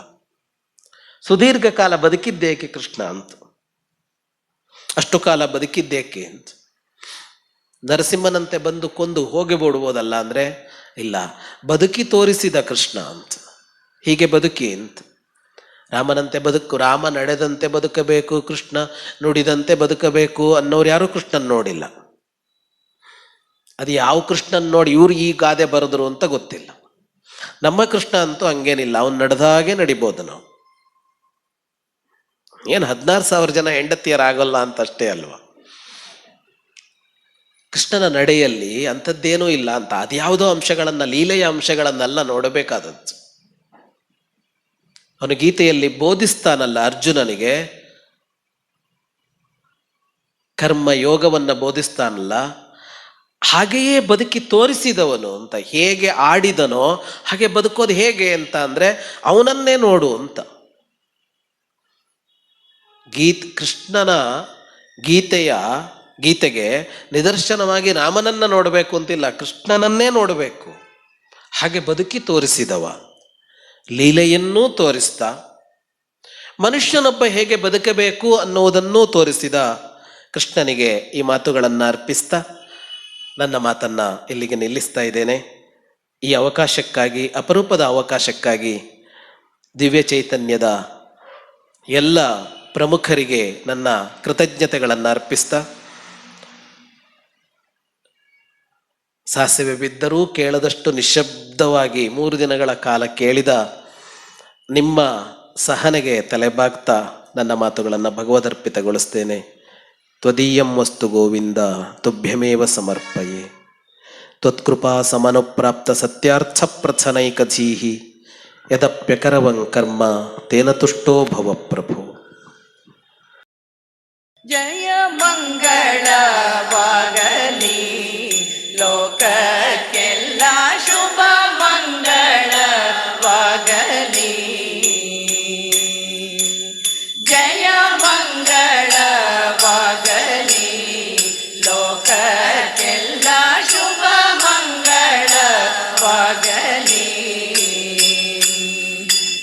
ಕಾಲ ಕಾಲಕ್ಕೆ ವೃಷ್ಟಿಯಾಗಲಿ, ಭೂಮಿ ಪೈರುಗಳಿಂದ ತುಂಬಲಿ, ದೇಶವೆಲ್ಲ ಸುಭಿಕ್ಷವಾಗಲಿ, ಸಜ್ಜನರು ನಿರ್ಭಯದಿ ಬಾಳಲಿ. ಜಯ ಮಂಗಳವಾಗಲಿ ಲೋಕಕ್ಕೆಲ್ಲ, ಶುಭ ಮಂಗಳವಾಗಲಿ. ಕಾಮಿತಾರ್ಥ ಪ್ರದಾಯಕರು ಸುಕ್ಷೇಮವೀಯಲಿ, ಸರ್ವ ಜನರಿಗೆ ನ್ಯಾಯ